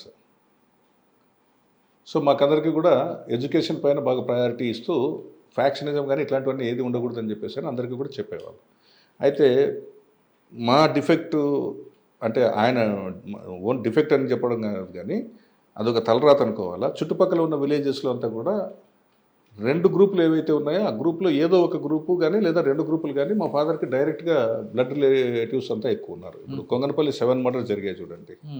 అక్కడ ఓన్ బ్రదర్ ఇన్ లాస్ మధ్యనే నక్సలైట్స్ ఇంటర్ఫియర్ అయ్యి 7 మెంబర్స్ని చంపారు. మా ఫాదర్ ఇన్సిడెంట్ జరిగిన తర్వాత జస్ట్ 1 మంత్ 1 వీకే ఇన్సిడెంట్ జరిగింది. So they are directly related with my father. అక్కడున్న బోత్ గ్రూప్స్, ఒక గ్రూప్లో మా చిన్నాన్నకు అంటే మా ఫాదర్ బ్రదర్ సొంత చిన్నాన్న ఆ పెళ్లి చేసుకున్నారు. వీళ్ళ జస్ట్ ఎవరైతే ఒక గ్రూప్కి పిల్లనిచ్చారో వాళ్ళకు అటువైపు గ్రూప్కి 2 గ్రూపుల మధ్య నక్సల్స్ రావడము. సో పేరుకే నక్సలిజం, కానీ నక్సలిజం అంటే ఏముంది వాస్తవంగా? క్లాస్ స్ట్రగుల్, వర్గ పోరాటం. ఏ వర్గ పోరాటం అంటే భూస్వాములకి తర్వాత సాధారణమైన పబ్లిక్కి వర్గ పోరాటం. కానీ ఇక్కడ అనంతపురం జిల్లాలో ఎక్కడ భూస్వామ్యం వస్తుంది? మా ఫాదర్ అయ్యిండొచ్చు, 300 ఎకర్స్ ఉండొచ్చు, కానీ 3,000 ఎకరాలు 10,000 ఎకరాలు 30,000 ఎకరాలు కాదు కదా. ఈయన ఎంత హ్యాపీగా కష్టపడి ఆయన చదువుకొని ఆయన ఒక సివిల్ కాంట్రాక్టర్గా ఎదుగుతూ తర్వాత ఈ ఆర్ఆక్, అప్పుడు ఆర్ఆక్ కూడా డైరెక్ట్ పబ్లిక్ యాక్షన్స్ వేసేవాళ్ళు. ఆర్ఆక్ కాంట్రాక్టర్గా చేస్తూ ఈ R&B కాంట్రాక్ట్ చేసుకుంటూ మమ్మల్ని చదివించుకుంటూ ఎలాంటి సపోర్ట్ లేకుండా కూడా ఆయన ఫైనాన్షియల్గా బాగా ఎదిగాడు. దానిపైన జలసి ఉండింది. సో ఇన్ని కాన్స్టిట్యున్సీస్ ఈయన సింగిల్. మరి ఎట్లాంటి వ్యక్తి అంటే 4-వీలర్ యూజ్ చేయడు. నేను ఎన్నోసార్లు చెప్పాను, నేను చిన్నగా ఉన్నప్పుడు డిగ్రీ చదువుకున్న రోజుల్లో కూడా మనకి ఎందుకు ఒక 4-వీలర్ తెచ్చుకుంటే అయిపోతుందంటే, లేదు జస్ట్ ఉన్నీలే 2-వీలర్లో. ఆ 2-వీలర్ కూడా టౌన్లోకి పోతే వాడేవాడు, కానీ ఆయన ఏం చెప్పేవాడంటే 1.5 కిలోమీటర్ ఉంటుంది మాకు బస్సు రోడ్ ఏ విధంగా ఉంటుందంటే topography Gutti to Guntakal via Nagasamudram అనే విలేజెస్కి అన్ని విలేజెస్ 1 కిలోమీటర్ 1.5 కిలోమీటర్ అటువైపు ఇటువైపు సౌత్ నార్త్ వస్తూ ఉంటాయి. అక్కడ నుంచి దిగి పొలాలన్నీ చూసుకుంటూ హ్యాపీగా పిల్లలతో స్కూల్ పిల్లలతో పాటు నడుచుకుంటూ పోవడము, నడుచుకుంటూ 1.5 కిలోమీటర్ ఇక్కడ వస్తుంది, 1.5 కిలోమీటర్ రోజు 3 కిలోమీటర్స్ నడుస్తారు. ఎందుకంటే నాకు ఆరోగ్యం ఎవరిస్తారా, దేవుడు ఇస్తాడు నాకు అని చెప్పేసి అనేవాడు. అచ్చా. సో ఆ విధంగా ఆర్టీసీ బస్సులో వెళ్తుంటే ఆర్టీసీ బస్సును అటకాయించి మా ఫాదర్ని పాయింట్ బ్లాంక్లో ఫైర్ చేసి చంపడం జరిగింది. ఇక్కడ గుర్తులేనా? గుత్తి మా విలేజ్ మధ్యలో, అది అబ్బేదొడ్డి, మాది అనగాందొడ్డి విలేజ్. మా బస్ స్టేజ్ దాటిన తర్వాత అబ్బేదొడ్డి అని బస్ స్టేజ్ వస్తుంది, అక్కడ పాయింట్ బ్లాంక్ రేంజ్లో కాల్ చంపడం అనేది జరిగింది. సార్, ఆ విషయం తెలిసిన వెంటనే మరి మీరు రివెంజ్ తీసుకుందాం అనుకున్నారా, లేదు ఈ నక్సల్ సమస్యను పూర్తిగా పోరాటం చేద్దామని ఏమైనా కంకణం కట్టుకున్నారు? నక్సల్స్ సమస్య అంటే ఇప్పుడు మా ఫాదర్ ఏమనేవాడంటే ఫ్యాక్షనిజమే ఎంటర్టైన్ చేసేవాడు కాదు. కానీ మీరు రివెంజ్ మూడ్లోకి వెళ్ళలేదు. వినండి, ఫ్యాక్షనిజాన్నే ఎంటర్టైన్ చేసేవాడు కాదు. మీరు చదువుకోవాలి, బాగుండాలి అని చెప్పేసి. అయితే ఇక్కడ ఏమైందంటే, నాకు ఎప్పుడైతే మా ఫాదర్ ఇన్సిడెంట్ జరిగిందో, జరిగిన వెంటనే నేను మీలాగా మీరు ఏ విధంగా అయితే ఆలోచన చేస్తున్నారో కొంత ప్రోయాక్టివ్గా ఇదొక సైద్ధాంతికమైన ఇది ఉంది కదా అని చెప్పేసి అని, సరే ఆయన పొరపాటు చేశాడో ఇంకోటి చేశాడో, జరిగింది జరిగిపోయింది, ఇక నుంచి ఏది వద్దని చెప్పేసి అని నేను ప్రపోజల్ పెట్టి పంపించాను. అయితే ఈ so called Bandayya alias Mahadev, Rayalaseema regional secretary, తర్వాత కొండపల్లి సీతారామయ్య కుడిభుజం, ఆయన తండ్రికి పట్టిన గతే కొడుకులకు పడుతుందని చెప్పేసి డైరెక్ట్గా ప్రెస్ స్టేట్మెంట్ ఇవ్వడం అనేది, తండ్రికి పట్టిన గతే కొడుకులకు పడుతుంది అని చెప్పేసి. ఎక్కడో నేను అనంతపూర్ పోలీస్ ట్రైనింగ్ కాలేజ్లో ఏదో సివిల్ సర్వీస్ కోసం అని చెప్పేసి ఎగ్జామినేషన్ రాసుకుంటున్నా. మా బ్రదర్ ఏమో డిగ్రీ కాలేజ్ ప్రిన్సిపల్గా హ్యాపీగా జాబ్ చేసుకుంటారు, ఒక ఆయన క్లరికల్ జాబ్ చేసుకుంటున్నాడు. డిపార్ట్మెంట్ మీకు సపోర్ట్ చేసిందా? సో అప్పుడు డిపార్ట్మెంట్ మ్యాక్సిమం సపోర్ట్ చేసింది. సో డిపార్ట్మెంట్ సపోర్ట్ చేయడంతో తర్వాత నేనేమైందంటే, నేను ఒకటి చూశాను, ఈ ఎక్స్ట్రీమిజంతో 2 కుటుంబాల మధ్య తగాదా ఏ విధంగా వచ్చిందని చెప్పేసి అని. ఇప్పుడు మీకు మద్దెల చెరువు సూరి, పరిటాల రవి, కనుముక్కల చెన్నారెడ్డి, శ్రీరాములు. యాక్చువల్లీ మద్దెల చెరువు సూరి అంటే నారాయణ రెడ్డి, మద్దెల చెరువు నారాయణ రెడ్డి, శ్రీరాములు వర్సెస్ శ్రీరాములు. తర్వాత మద్దెల చెరువు సూరి, కనుముక్కల చెన్నారెడ్డి కొడుకు రమణారెడ్డి, ఓబుల్ రెడ్డి, వీళ్ళ మధ్య తగాదా చూశాను. సో ఒక పార్టీకి నక్సల్ సపోర్ట్ ఉంది అంటే రవికి. So ROC is nothing but Ravi organising committee. So ఇక్కడ నేను కంపేర్ చేసుకున్నది ఏమంటే, ఒక వ్యక్తిగా మనము ఏమి చేయలేం, వ్యవస్థతో మనము పెట్టుకున్నాం. అది కూడా వద్దు వద్దు వద్దు అని చెప్తూ మా ఫాదర్ అన్నెసరిగా అసలు మాకు ఎలాంటి సంబంధం లేదు, ఈయనేమో కబ్జాదారుడు కాదు, ఇంకోటి కాదు ఏమీ కాదు, కష్టపడి మొత్తం అంతా కూడా అఫీషియల్గా లీగల్గా రాయల్గా సంపాదించుకున్న ఆస్తులు ఉన్నాయి మాకు. ఓకే. కానీ ఇతను పైకి ఎదుగుతున్నాడని చెప్పేసి నేను చెప్పాను కదా కొన్ని సామాజిక దీంట్లో. బట్ అది మన సొసైటీనే ఆ విధంగా ఉన్న ఈ డిస్పారిటీ వలన రకరకాలుగా ఎవరైనా సరే ఒక ఫలానా వాడు పైకి ఎదుగుతున్నాడు అని చెప్పేసి అంటే ఉంటుంది, అది కామన్ ఉంటుందండి. సో కాబట్టి మనకి ఎవరు శత్రువు, విలేజ్లో ఉన్న వాళ్ళుగా శత్రువులు. ఆటోమేటిక్గా విలేజ్లో వాళ్ళ సపోర్ట్ తీసుకుంటేనే ఇది అవుతుంది. సో వీళ్ళని కొడితే ఏం రాదు, నాకు వీళ్ళని కొడితే ఏం రాదు. సో వీళ్ళందరికీ కూడా ధైర్యం ఎక్కడి నుంచి వస్తుంది, వెనకలు ఉన్న వాళ్ళ నుంచి వస్తుంది. పోనీ వీళ్ళు ఏమన్నా దేశానికి సేవ చేసేవాళ్ళు లేకపోతే దేశోద్ధారకులు అంటే అది కూడా కాదు. పని పాట లేకుండా రౌడీజం చేస్తూ సోమరిపోతులుగా తిరిగే వాళ్ళందరినీ కూడా గ్రూపులుగా వేసుకోవడము, దాన్ని నక్సలిజం అనే పేరు తీసుకోవడం, వాళ్ళందరినీ తమ గ్రూపులో చేర్చుకోవడం, ఇదంతా చేసేవాళ్ళు. చూసిన తర్వాత అరే నేను ఏదో సిద్ధాంతము, డైలెక్టికల్ మెటీరియలిజము, హెగెల్, కార్ల్ మార్క్స్ అంటే వ్యక్తిగతంగా తీసుకోకుండా వ్యవస్థ ద్వారా తీసుకొద్దాం అన్నారు, మార్పు అనుకున్నారు. వ్యవస్థ ద్వారానే దీన్ని చేయాలని చెప్పేసి అని నేను పోలీస్ డిపార్ట్మెంట్ సపోర్ట్ తీసుకున్నాను. తర్వాత ఎంత పోలీస్ డిపార్ట్మెంట్ సపోర్ట్ తీసుకున్నా పోలీస్ డిపార్ట్మెంట్లో అంత చైతన్యం ఇంకా అప్పటికి రాలేదు. సో దట్ నేనేం చేశానంటే ఓపెన్గా డిక్లేర్ చేస్తున్నా, వాళ్ళకి ఒక గ్రూప్ని నేను తీసుకున్నా. అదే గ్రూప్లోనే ఇంకొక గ్రూప్ని తీసుకున్నా. ఒక గ్రూప్కి సపోర్ట్ చేయడం మొదలుపెట్టేసి అక్కడ నుంచి ఇన్ఫర్మేషన్ రావడం ఫ్లో అయింది. సో దాంతో ఇమ్మీడియట్గా ఇన్ఫర్మేషన్ తీసుకుంటే వాళ్ళు ఒక గ్రూప్ క్రియేట్ చేశారు, మీరు స్ప్లిట్ చేసి లక్కీగా నేను అనుకున్నది వర్కౌట్ అయింది. ఆ రోజు పోయేటప్పుడు కూడా ఎంత ధైర్యంగా, అంటే ధైర్యము అన్నిటికీ కూడా ఇంకా ఈరోజు భూమి మీద నాకు నూకలు చెల్లిపోయినాయని చెప్పేసి డిసైడ్ చేసుకొని వెళ్ళిపోయాం. ఎందుకంటే మా బ్రదర్స్ పెద్దన్న, తర్వాత 4వ అన్న అంటే లెక్చరర్, పెద్దన్న మామూలు రైతు, వీళ్ళిద్దరూ ఏమంటారు ఇది ట్రాప్రా, నిన్ను ట్రాప్ చేయడానికి వాళ్ళు ఇన్వైట్ చేస్తున్నారు. సో నేను ట్రాప్ కానీ ఏమి కానీ ఆపర్చునిటీ వచ్చింది, ఈ విధంగా అయితే తప్ప మనకు కాదు. ఎందుకంటే అక్కడ వంశాలు లేకుండా పోతున్నాయి. అక్కడ రవి అండ్ సూరి వాళ్ళ గ్రూప్లో మధ్య చెరువు నారాయణ రెడ్డి కొడుకు సూరి, చెన్నారెడ్డి కొడుకు రమణారెడ్డి, ఓబుల్రెడ్డి, శ్రీరాముల కొడుకు రవి, హరి. సో ఆ 2 గ్రూపుల మధ్య ఉన్న తగాద ఆర్గనైజేషన్తో మనము ఒక వ్యక్తిగా మనము ఎప్పుడు కూడా సాధ్యం కాదు, వ్యవస్థను ఎప్పుడు కూడా మనం ఏం చేయలేం. సో కాబట్టి వ్యవస్థనే మనము కౌంటర్గా పెడుతూ మనం ఏదైనా చేయాలని చెప్పేసి అని తీసుకొని ఒక గ్రూప్ని తీసుకొని ఆ గ్రూప్కి సపోర్ట్ చేయడం మొదలుపెట్టాము, డైరెక్ట్గా కాకుండా. సో దానివల్ల ఇన్ఫర్మేషన్ మనకు జస్ట్ ఇన్ఫర్మేషన్ కొరకే, ఇన్ఫర్మేషన్ తీసుకోవడము, పికప్ చేయడము, ఆటోమేటిక్గా పోలీస్ డిపార్ట్మెంట్ కాబట్టి మీరు అన్నట్లు ఎక్కడ ఇన్ఫర్మేషన్ వస్తే అక్కడ వాళ్ళు క్రాస్ ఫైరింగ్లో ఆటోమేటిక్గా మా ఫాదర్ కేసులో out of 36 members common man తప్ప రిమైనింగ్ నక్సలైట్స్ ఎవ్వరు కూడా లేరు, అందరూ కూడా they were encountered. Out of 36 18 members were encountered. Okay, 36 మంది 18 మంది చనిపోయారు. 18 మంది దే వర్ ఎన్కౌంటర్డ్. అంటే bump off? No bump off కాదు, cross firing, exchange of fire. Okay, కానీ మీరు పోలీసు జాబ్ చేస్తూనే నక్సల్ గ్రూప్లో ఒక స్ప్లిట్ చేసుకొచ్చి ఒక ఇన్ఫర్మేషన్ తీసుకురావడం, బిల్డప్ చేసుకొచ్చారు. కానీ పొలిటీషియన్గా ఎందుకు రావాల్సి వచ్చింది? ఇప్పుడు మా ఫాదర్ చనిపోయిన తర్వాత ఆ ఏరియాలో అంతా కూడా వ్యాక్యూమ్ అనేది వచ్చింది.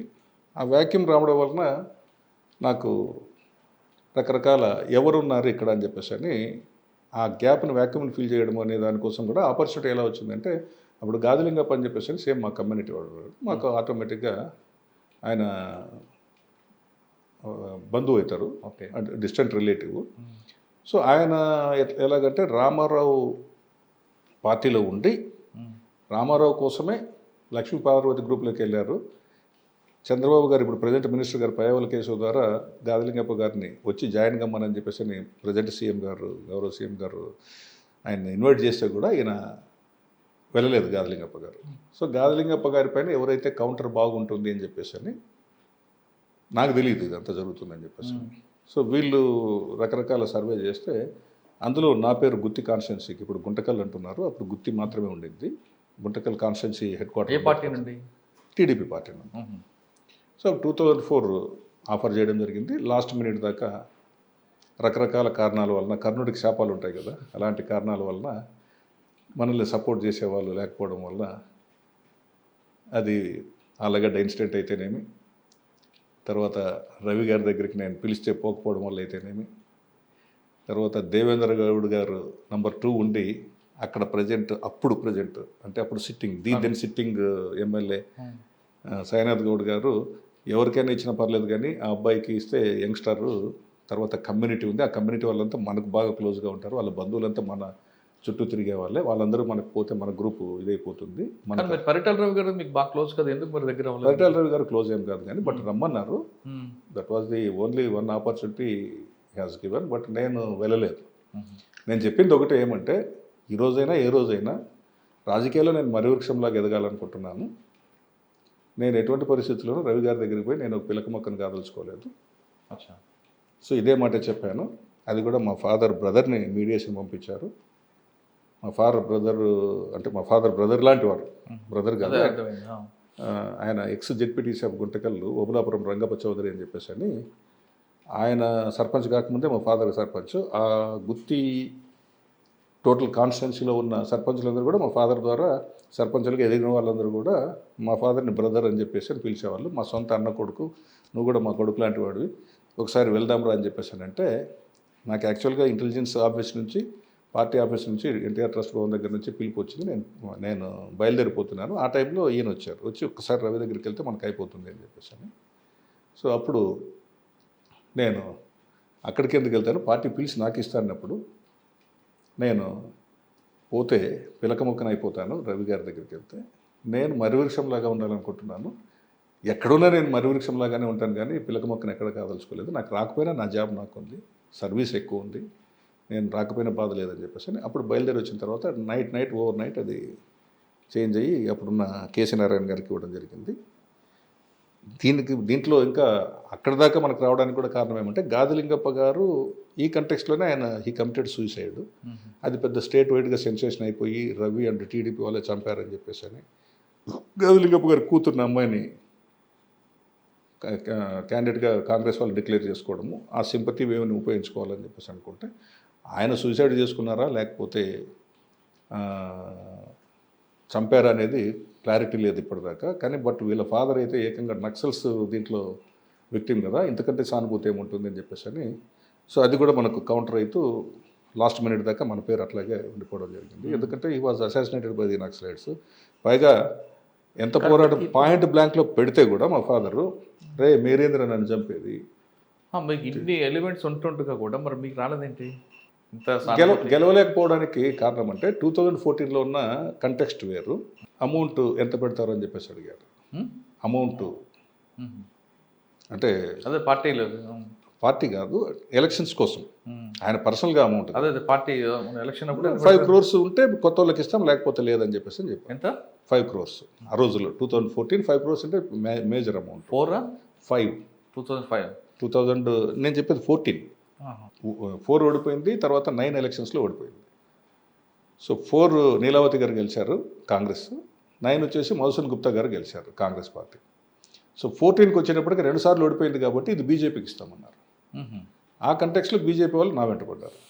నాకు అంత బిజీ టైంలో కూడా నాకు ఆయన సపరేట్గా ఇంటర్వ్యూ ఇచ్చారు. అప్పుడు ప్రపోజల్ పెడితే నేను అక్కడికి పోయిన తర్వాత మంచిది లేనా అని చెప్పేసి, ఇంకా వాళ్ళు అంత పెద్దోళ్ళు 2 పొలిట్ బ్యూరో మెంబర్లు చెప్పిన తర్వాత నేను వద్దనేది ఏముంటుందని, నాకు గుంటకల్ ఇస్తే నేను కంటెస్ట్ చేస్తా, లేకపోతే లేదు సార్ అని చెప్పేసి సార్తో చెప్తే, your already in my good looks, మీరు పార్లమెంట్ కర్నూలు అయితే ఇచ్చేస్తాం మీకు అన్నారు. బట్ నేనేమన్నానంటే, సార్ మీరు కర్నూలు పార్లమెంట్ నాకు ఇచ్చేటట్లయితే సిపిఐ ఆలూరు ఇస్తున్నారు, సిపిఎం కర్నూలు ఇస్తున్నారు, ఈ 2 ఒకదాన్ని మార్చండి, మీరు మారిస్తే నేను గెలుస్తాను. ఎందుకంటే సిపిఐ ఓడిపోతుంది, సిపిఎం ఓడిపోతుంది, ఈ 2 పార్టీలు 2 కాన్స్టిట్యున్సీస్లో ఓడిపోతే నేను ఎంపీగా ఎట్లా గెలుస్తాను సార్? నా జాబ్ నేను వదిలేసి నేను సాక్రిఫైస్ చేసి వస్తున్నాను, కాబట్టి మీరు అదొకటి మీరు చేంజ్ చేసుకోగలిగితే ఓకే. లేదు సేమ్ కంటిన్యూ అవుతారు, ఇప్పటికే వాళ్ళతో ప్రాబ్లం వస్తుంది కదా అని చెప్పేసి అంటే, లేదు సార్ హ్యాపీగా నా జాబ్ నేను చూసుకుంటాను అని చెప్పేసి రావడం జరిగింది. కాదు మరి ఇంత సపోర్ట్ ఉంటే ఎలా ఎందుకు ఓడిపోయారు? 2014 ఓడిపోవడానికి మేజర్ రీజన్ ఏమంటే, అయిపోయింది, అలయన్స్ ఫిక్సప్ అయింది, బట్ రీజన్స్ మీరు ఎస్టిమేట్ చేసుకోండి. పబ్లిక్ వదిలేస్తున్నా, మీకు మీడియా వాళ్ళకి వదిలేస్తున్నా, అక్కడ 100% నామినేషన్స్ లాస్ట్ డే 15 minutes ముందు దాకా వీడు మినిమం 40 to 50,000 మెజారిటీతో గెలుస్తాడు, అయిపోయింది, మనవాడు అయిపోతున్నాడు అని చెప్పేసి అని అంత. దీంతో నేను కూడా ఆ జూబ్లెంట్ మూడ్తో నేను ఎప్పుడూ గుంటకల్లో 10,000 మందితో నామినేషన్ ఎవరు వేసినారు, బీజేపీ జెండాకి ఈవెన్ ముస్లిమ్స్ కూడా జెండా పట్టుకొని వచ్చినారు. మీరు ఆ విజువల్స్ కావాల్సింటే చూసుకోవచ్చు. బీజేపీ జెండా ముస్లిమ్స్ బురకాలు వేసుకొని వచ్చినారు. సో ఒక తక్కువ టైంలో నేను రిజైన్ చేసింది ఎప్పుడో తెలుసా, whether you believe it or not, 19th nominations last date, అంటే 14th నామినేషన్స్ స్టార్ట్ అయ్యాయి, 19th లాస్ట్ డేట్. నేను రిజైన్ చేసింది 16th, 17th బీఫామ్ తెచ్చుకున్నా, 18th హాలిడే, 19th నామినేషన్స్ వేశాను. Only 1 day. ఇది పక్కన పెడదామండి. సాధారణంగా ఏ గృహిణి అయినా సరే భర్త పనిచేస్తే హాయిగా ఉండాలి, ఈ కష్టాలు లేకుండా ఉండాలనుకున్న కాలం ఇది. మీరు పోలీస్ ఆఫీసర్గా ఉండి సెటిల్ అవుతున్న టైంలో, సెటిల్ అయ్యారు, ఆల్మోస్ట్ సెటిల్ అయిన టైంలో మీరు సడన్గా పొలిటికల్గా వెళ్ళాలని కాకి డ్రెస్ పక్కన పెట్టడం, తర్వాత ఈ గద్దర చొక్క వేయడం, ఇవన్నీ ఈ ఎపిసోడ్లో మీ వైఫ్ ఎప్పుడు జోక్యం చేసుకొని మనకు వద్దు అని అనలేదా, ఆవిడ సపోర్ట్ చేశారా? మా wife she's an illiterate basically. సబ్సిక్వెంట్గా నేను కంపల్సరీ పెళ్లి చేసుకుంటున్నాను, ఆ అమ్మాయిని మా ఫాదర్ ఒక కండిషన్ పెట్టాడు, ఆ అమ్మాయినే పెళ్లి చేసుకోవాలని చెప్పేసి. అది ఒక చిన్న స్టోరీ, మీరు ఏమనుకోనంటే చెప్తా. ఆ అమ్మాయి 2 years ఉన్నప్పుడు మా ఫాదర్ ఇన్లా వాళ్ళ ఇంకొక పెద్ద ఫాదర్ ఇన్లా ఇద్దరు కలిసి గొడవ పడుతుంటే ఈయనని పంచాయతీకి పిలుచుకున్నారు. చెప్పాను కదా, ఆయన కొంచెం పెద్ద మనిషిగా ఉండడం వల్ల ఏదైనా చిన్న ఇష్యూ వచ్చినా కూడా ఫ్యామిలీ డిస్ప్యూట్స్ కానీ అన్నీ కూడా ఈయనని పిలుచుకొని పోతే ఈయన సెటిల్ చేసి వచ్చేవాడు. అది ఉంది. 2 సంవత్సరాలు అమ్మాయి తిరుక్కుంటూ పోతే ఎవరు రా అమ్మాయి అన్నాడు మా మామతో. నా లాస్ట్ కూతురు మామ అంటే, ఎంతరా వయసు అంటే 2 సంవత్సరాలు దాటింది మామ అని చెప్పేసి అన్న తర్వాత మా వాడికి 4 years ఉన్నాయి, లాస్ట్ వాడు, ఈడు జోడు బాగుంటారు, వీళ్ళిద్దరికి పెళ్లి చేస్తామన్నారు. సో దానివల్ల ఏమైందంటే మా మిస్సెస్ వాళ్ళ ఫాదర్ మా ఫాదర్ అంత స్టేటస్ లేకపోయినా సేమ్, అంటే ఇంటర్ క్యాస్ట్ ఏం కాదు, బట్ మా ఫాదర్ ఫాలో అయ్యారు ఆల్మోస్ట్. బట్ తర్వాత సబ్సిక్వెంట్గా ఎలివేటెడ్, ఆల్మోస్ట్ మా ఫాదర్లో అట్లీస్ట్ ఒక 1/4 ఎలివేట్ అయ్యాడు. చుట్టూ ఒక 10 villagesలో కొంచెం ఇంపార్టెన్స్ ఉన్న లీడర్గా ఎదిగాడు. ఆ 2 సంవత్సరాలు ఉన్నప్పుడు మాట చెప్పి ఈయనకు అప్పట్లో సబ్ ఇన్స్పెక్టర్ అంటే చాలా పెద్ద విలేజెస్లో చాలా పెద్ద స్టేటస్ ఉన్న జాబ్. సో వస్తే కూడా ఎన్ని ఆఫర్స్ వస్తే, వేరే సంబంధాలు ఎన్ని మంచి మంచి సంబంధాలు వస్తే కూడా అన్నీ వదులుకొని ఒక్క 2 సంవత్సరాల వయసులో ఉన్నప్పుడు నన్ను చూసి పెళ్లి చేసుకుంటానని చెప్పేసి అని ఒకే ఒక మాట మీద నిలబడి ఈ ఇంటికి నన్ను కోడలుగా చేసుకున్నాడు. కాబట్టి ఈ ఇంట్లో వాళ్ళు ఏ డెసిషన్ తీసుకున్నా నేను దానికి సిద్ధంగా ఉంటాను అని చెప్పేసి. సో అది ఉంది. మా ఫాదర్ పైన ఇప్పటికి కూడా గౌరవంతో, ఎప్పుడు కూడా అడ్డు చెప్పారు. మా ఫాదర్ పేరు ఓబయ్య. ఆయన ఇంకోటి కూడా ఏమంటే, నాకు 3 కూతుర్లు. నేను ఆడపిల్లలైనా ఏముంది ఈ కాలంలో సొసైటీలో అని చెప్పేసి అని, ఎందుకు అన్నెసరిగా జనాభాని పెంచుకుంటూ పోవడం అనే కాన్సెప్ట్తో నేను ఆపరేషన్ చేస్తామని పోతే మా ఫాదర్ చెప్పింది ఒకటే మాట, అందరికీ మగపిల్లలు ఉన్నారు, నువ్వు ఒక్కడు వారసు లేకుండా పోతావారా అని చెప్పేసి అని చెప్తే, నా భార్య కూడా మా ఫాదర్ వైపు మొగ్గుంది కాబట్టి ఆపరేషన్ థియేటర్ దాకా పోయిన వాడిని ఒక్క మాటతో నేను వెనక్కి రావడం వల్ల మా ఫాదర్ చనిపోయిన తర్వాత నాకు కొడుకు పుట్టాడు. అంటే 3 అమ్మాయిలు బాబు. 3 అమ్మాయిలు ఒక బాబు. ఓకే. సరే, వాడికి మా ఫాదర్ పేరు పెట్టుకుంది. సో కాబట్టి మా ఫాదర్ చనిపోయాడు, ఆ లీడర్షిప్ గ్యాప్ ఉంది. ఈ గ్యాప్లో మా ఆయన ఏం చేసినా సిద్ధమే. ఎందుకంటే మనకు భగవంతుని దయ వలన ఆయన లెగసీ ఉంది. ఉద్యోగం విడిచిపెట్టినా మనమేం రోడ్డున పడే పరిస్థితి ఏం లేదు. కాబట్టి హ్యాపీగా ఆయన ఏం చేస్తే కూడా దానికి సపోర్ట్ చేస్తాను. వైజ్గా డెసిషన్ తీసుకుంటాడు, ఎలాంటి పరిస్థితుల్లోనూ రాంగ్ డెసిషన్ తీసుకోవడనే నమ్మకం మా భార్యకు ఉంది.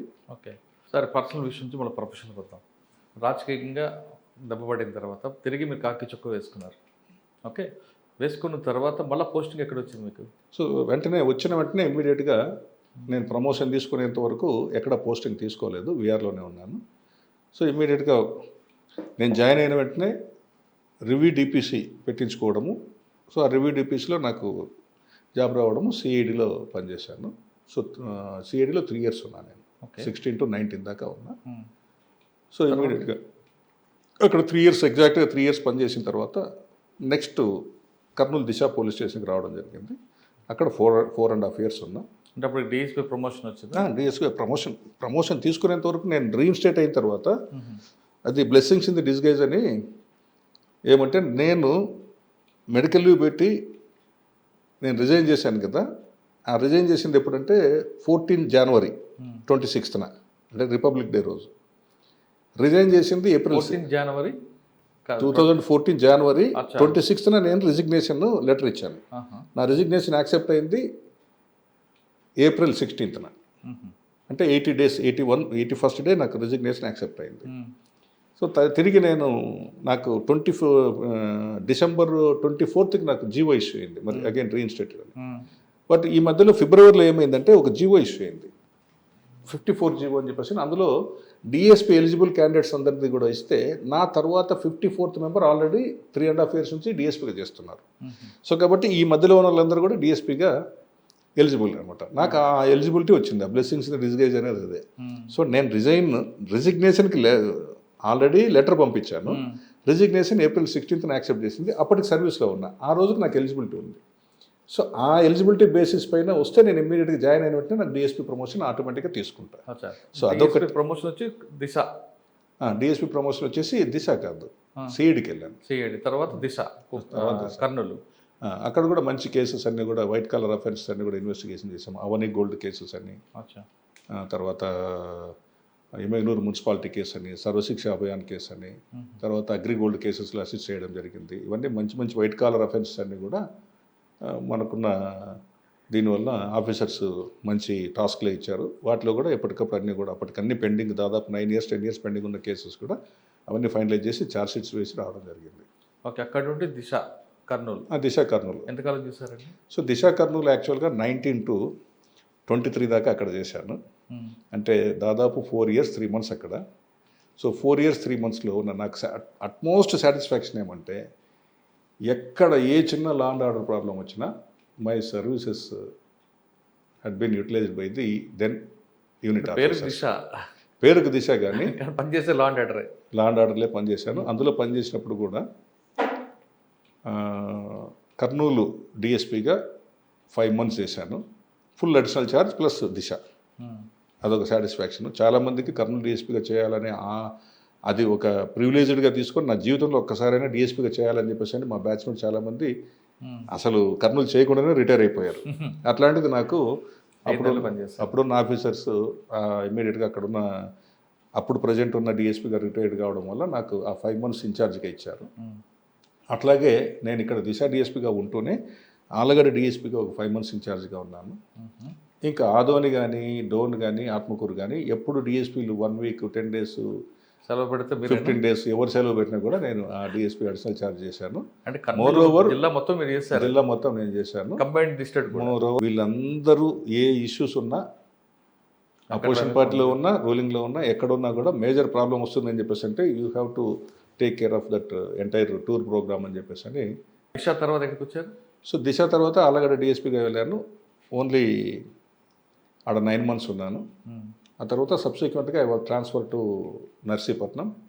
అది కూడా దెన్ డీజీ గారు ఇచ్చారు, అక్కడ పొలిటికల్గా నేను అడగలేదు. సో అక్కడ 11th డేనే I was transferred to VR. ఎందుకండి?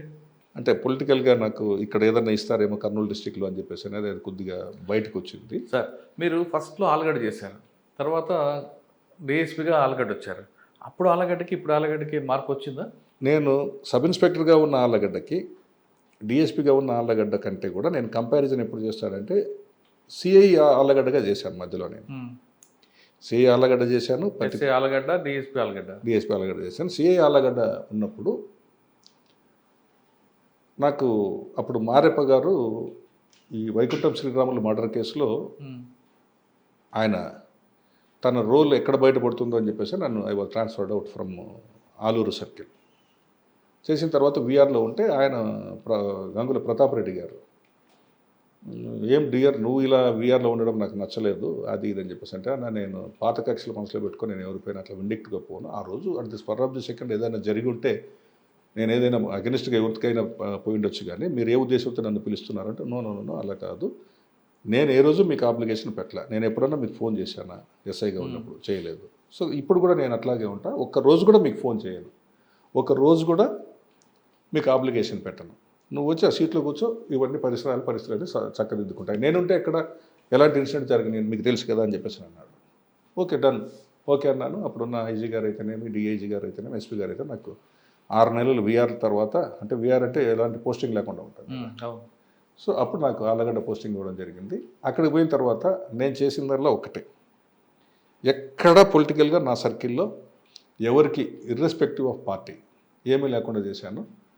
సో అప్పుడు ఫస్ట్ టైము అప్పుడు కంట్రోల్ అయిన ఫ్యాక్షను ఆ రోజు ఒకటే మాట అన్నారు నాకు.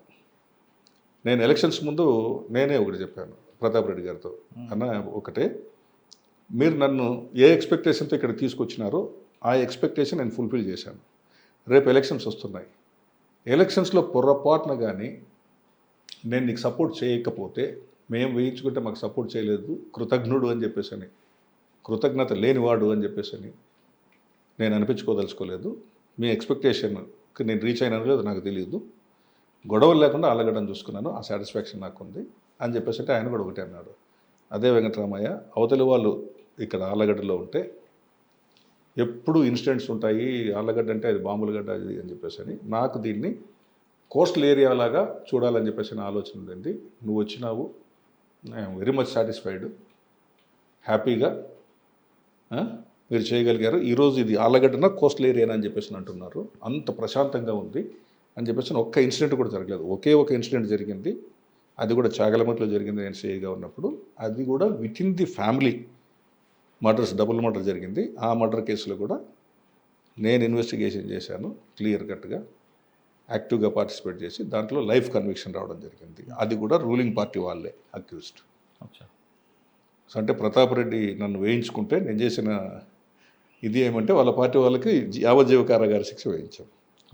అంటే ఇక్కడ నేను చెప్పేది ఆయన వాళ్ళకి సపోర్ట్ చేస్తున్నారని కాదు, కానీ విత్ ఇన్ ది ఫ్యామిలీ అంత కర్కశంగా ఓన్ బ్రదర్స్ సన్స్ ఒకరిని పొలంలో చంపి మరి ఇంటి దగ్గరికి వచ్చిన తర్వాత ఇంకొకరిని చంపడం ఇంత అవసరం ఏంటిరా మీకు అని చెప్పేసి దాంట్లో చాలా సీరియస్గా నేను రియాక్ట్ కావడం జరిగింది.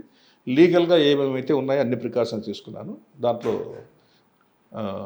టోటల్గా మొత్తం 7 మెంబర్స్కి కూడా లైఫ్ కన్విక్షన్ అనేది పడింది. అదొక్క ఇన్సిడెంటే, అది కూడా with in the family dispute, there is no political colour upon it. Pattikonda అనగానే మనం ఫస్ట్లో మాట్లాడుకున్నట్లుగా ఫ్యాక్షన్ ఇక్కడ ఎన్ని ఉంటాయండి ఫ్యాక్షన్ విలేజ్లు? అప్పుడులాగా ఉందా, మార్పు వచ్చిందా? సో పత్తికొండ కూడా నేను I have got acquaintance with entire Pattikonda assembly segment except Veldurthi and Krishnagiri. నేను అక్కడ పనిచేయలేదు. But earlier even Pattikonda constituency కింద ఉన్న గోనెగండ్ల చేశాను, తుగ్గిలి ఎస్ఐగా చేశాను. ప్రజెంట్ ఆలూరు కాన్స్టిట్యున్సీలో ఉన్న ఆస్పరి 50% ఆలూరు కాన్స్టిట్యున్సీ ఉండింది, పత్తికొండ ఉండింది. ఇక్కడ పనిచేశాను ఎస్ఐగా, ఆస్పరి ఎస్ఐగా పనిచేశాను. సో కంబైన్డ్ ఇప్పుడు పత్తికొండ సర్కిల్ అగైన్ ఇప్పుడు 3 సర్కిల్స్ అయింది. ఒకటి SHO Pattikonda, Devanakonda SHO, Pattikonda rural circle consisting of Jonnagiri, Maddikera and Pattikonda. ఈ 5 పోలీస్ స్టేషన్లు ఒక పోలీస్ స్టేషన్గా ఉన్నప్పుడు నేను ఇక్కడ సిఐగా పనిచేశాను. అవును, అప్పుడు ఒక పోలీస్ ఉన్న సిఐ పనిచేస్తున్న పత్తికొండకి ఇప్పుడు డిఎస్పీ పత్తికొండకి మార్పు వచ్చిందా? సేమ్ అవన్నీ ఉన్నాయి. జస్ట్ మీరు అనాలిసిస్ చూసుకోండి. ఆళ్ళగడ్డ మీరు ఎప్పుడన్నా you can collect the evidence. అక్కడ ఎట్లయితే ఆళ్ళగడ్డలో వెళ్ళిన తర్వాత ప్రశాంతంగా కోస్టల్ ఏరియా లాగా ఎట్లయితే ఫ్యాక్షనిజాన్ని కంట్రోల్ చేసి దాన్ని ఎలాంటి ఇది లేకుండా చేశామో, అదేవిధంగా పత్తికొండ కాన్స్టిట్యున్సీకి వచ్చిన తర్వాత అప్పుడు దెన్ డిఐజీ గారు కూడా వచ్చి మొత్తం ఫ్యాక్షన్ అంతా కంట్రోల్ అయిపోయింది అని చెప్పేసి పత్తికొండ సర్కిల్ ఆఫీస్ ఇన్స్పెక్షన్కి వచ్చిన తర్వాత ఆయన ఓపెన్గా పబ్లిక్ స్టేట్మెంట్ కూడా ఇవ్వడం జరిగింది. సో అప్పుడున్న కపట్రాల 9 మర్డర్స్ జరిగిన తర్వాత 11 మర్డర్స్ అటెస్టేజ్ 11 మర్డర్స్ జరిగిన తర్వాత 3 సిఐలు పారిపోతే యాక్చువల్గా నాకు పోస్టింగ్ ఇవ్వరు.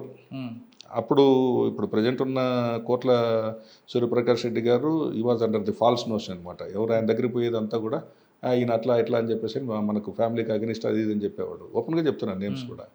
చెప్తే నేను స్ట్రైట్గా చేసేవాడిని కానీ నేను సరెండర్ అయ్యేవాడిని కాదు. నాకు పోస్టింగ్ కోసం నేను ఏ రోజు భయపడలేదు. సో అప్పుడు కాంగ్రెస్లో ఉన్నారు కాబట్టి నాకు అగనిస్ట్గా అనుకున్నారు. సబ్సిక్వెంట్గా ఏమైపోయిందంటే వాళ్ళు కూడా రియలైజ్ అయ్యారు ఇప్పుడు ఇతనికి ఏదైనా మనము రిక్వెస్ట్ చేసుకుంటే బాగుంటుందని. అప్పుడు నేను పత్తికొండ ఇన్స్పెక్టర్గా ఉన్నప్పుడు నా అదృష్టం కొద్దీ 3 సిఐలు పారిపోతే నాకు పోస్టింగ్ ఇచ్చారు. పొలిటికల్ పోస్టింగ్ కాదు. సో ఎవడు పోకపోతే ఎవడో ఉన్నాడు కదా, వెంకటరామనాయుడు పట్టుకొని వేసేయండి అని చెప్పేసి వేశారు ఇక్కడ. సో దాంతో 11 మర్డర్స్ జరిగిన తర్వాత సబ్సిక్వెంట్గా నేను ఇక్కడికి రావడము, కపట్రాల ఫ్యాక్షన్ లేకుండా చేయడము, కోటకొండ ఫ్యాక్షన్ లేకుండా చేయడము, ఇంకా గుండ్లకొండ ఫ్యాక్షన్ లేదు, వెలమకూరు ఫ్యాక్షన్ లేదు. ఇవన్నీ కూడా నేను చెప్పేది ఇప్పటికీ పికెట్స్ ఉన్నాయి నేను చెప్పే విలేజెస్లో. నేలతల పికెట్స్ మీకు. సో ఇప్పుడు నాకున్న పికెట్స్ వచ్చేసి 14 పికెట్స్ ఉన్నాయి. ఆస్పర్ లిమిట్స్లో హలిగర్ అనే పికెట్ ఉంది, చిప్పగిరి లిమిట్స్లో చిప్పగిరి అనే పికెట్ ఉంది. తర్వాత నేను చెప్పిన విలేజెస్లో వెలమకూరు పికెట్ ఉంది, కపట్రాల పికెట్ ఉంది, సో తర్వాత ఇక్కడ తుగ్గల్ లిమిట్స్లో కడమకుంట్ల పికెట్ ఉంది. సో ఇక్కడ వచ్చేసి మనకు హోసూరులో పికెట్ ఉంది. తర్వాత ఆలూరులో వచ్చేసి అరికెర్లో పికెట్ ఉంది. మొత్తం 14 ప్లేసెస్లో పికెట్స్ ఉన్నాయి నాకు. కానీ Action plans. 14లో హెవీ సెన్సిటివ్ పికెట్ ఇది. హెవీ సెన్సిటివ్ ఇప్పుడు ఓన్లీ కపట్రాల ఒకటే ఉండేది. బట్ ఇవి ఇంకా ఓల్డ్ ఆ డార్మెంట్ నేచర్ ఎప్పుడైనా రివైవ్ కావచ్చు అని చెప్పేసి అని ఉంది. కానీ పికెట్స్ కంటిన్యూ అవుతున్నాయి. కానీ యాక్చువల్గా ఈ టోటల్ నేను చెప్పిన ఈ పత్తికొండ ఏరియా అంతా కూడా నేను ఇక్కడ సిఐగా పనిచేసిన తర్వాతనే టోటల్ ఫ్యాక్షన్ అంతా కూడా రూయిన్ చేశాను. కానీ పత్తికొండలో మీరు చెప్పిన 11 మంటల తర్వాత కప్పటాల వెంకట నాయుడు ఆపోజిట్ పార్టీ మరొకసారి ఊర్లోకి వస్తే మరొకసారి రివెంజ్ వచ్చేదని ఒక వాస్తవం అంటారు.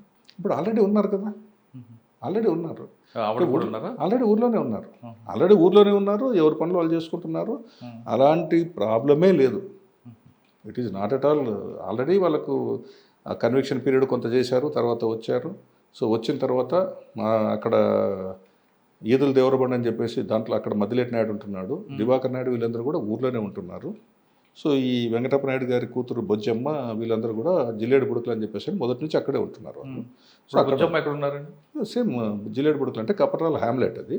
అక్కడ పేరుకే కపట్రాల, కానీ వెంకటప్ప నాయుడు ఇద్దరు వైఫ్స్ అయితే ఒక ఆమె కపట్రాల్లో ఉండేది, మెయిన్ వైఫ్ వచ్చేసి ఇప్పుడు ఆ బొజ్జమ్మ వాళ్ళ మదర్ వచ్చేసి జిల్లేడు బుడుకులు ఉండేది. సో అక్కడే ఉంటున్నారు ఇప్పుడు.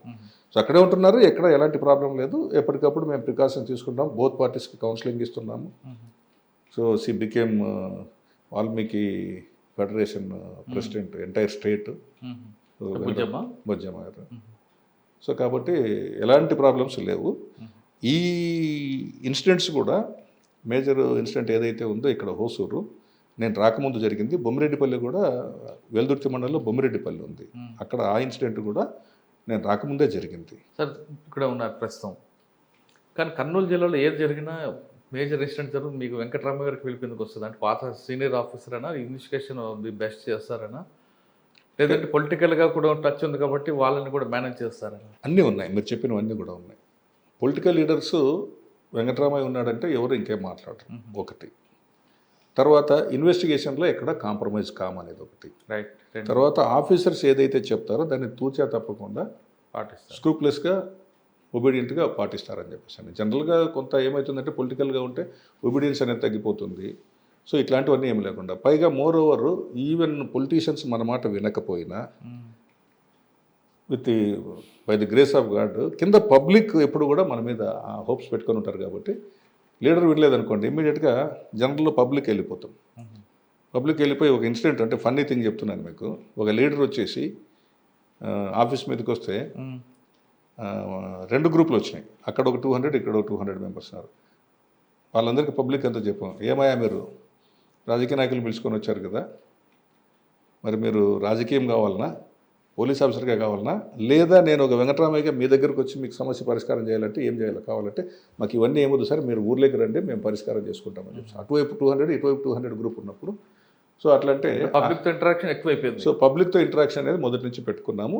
సబార్డినేట్స్ కూడా సరే మనం ఏదైనా చిన్న చిన్న పొరపాట్లు చేసినా ఇంకోటి చేసినా డిపార్ట్మెంట్ కోసం చేస్తున్నారు కదా, వీళ్ళ ఇంటి కోసం కాదు. తప్పు చేస్తే కాదు, తప్పు చేసిన వాళ్ళు మనం ఎప్పుడు కూడా అంటే పూర్తిగా కరప్షన్ కానీ లేకపోతే పబ్లిక్ వేధించడం ఇట్లాంటివి కాకుండా విత్ గుడ్ ఫెయిత్ డ్యూటీ చేసిన వాళ్ళు ఎవరైనా ఏమన్నా చేయని వాళ్ళని అవుట్రేట్గా వెనక్కి ఈగ కూడా వాళ్ళని డిపార్ట్మెంట్ పైన సార్ ఉంటే సో వాళ్ళ సబార్డినేట్స్ పైన బ్రహ్మాండంగా వెనకేసుకొని వస్తాడు అని చెప్పేసి అని. లేకపోతే నాకు నాకెందరికేమి పర్సనల్ రైవాలరీ లేదు కదా. ఇంటర్న్ యాక్చువల్గా వాళ్ళ పెదనాన్నగారు వాళ్ళందరూ కూడా మా ఫాదర్ అందరూ క్లోజ్ ఫ్రెండ్స్. వాళ్ళ పెదనాన్న అక్కడ గుత్తిలో డాక్టర్, మా ఫాదర్ అక్కడ వాళ్ళతో బాగా హ్యాపీగా ఇంటర్, అంతా ఫ్రెండ్స్, వీళ్ళు చాలా క్లోజ్ ఫ్రెండ్స్ వీళ్ళందరూ కూడా. ఓకే సార్, ఇప్పుడు రీసెంట్గా కర్నూలు బస్ యాక్సిడెంట్, ఆ కేసులో తప్పు ఎవరిదండి? అంటే 13 బస్సులు క్రాస్ అయ్యి వెళ్తున్నా మీరు ఎందుకు చూడలేకపోయాడు?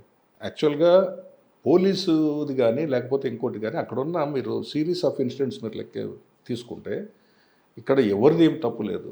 అప్పుడున్న పరిస్థితి వలన ఆ ఇన్సిడెంట్ అనేది ఆ విధంగా జరిగింది.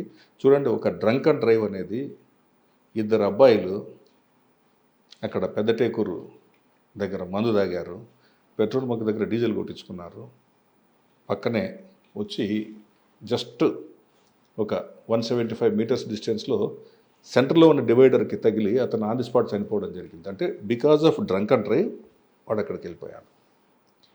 సో అది జరిగిన వెంటనే ఇక్కడ నేను ఇంకా కరెక్ట్గా చెప్పాలంటే మనకు సోషల్ రెస్పాన్సిబిలిటీ, సివిక్ రెస్పాన్సిబిలిటీ అనేది బాగా తగ్గిపోయింది.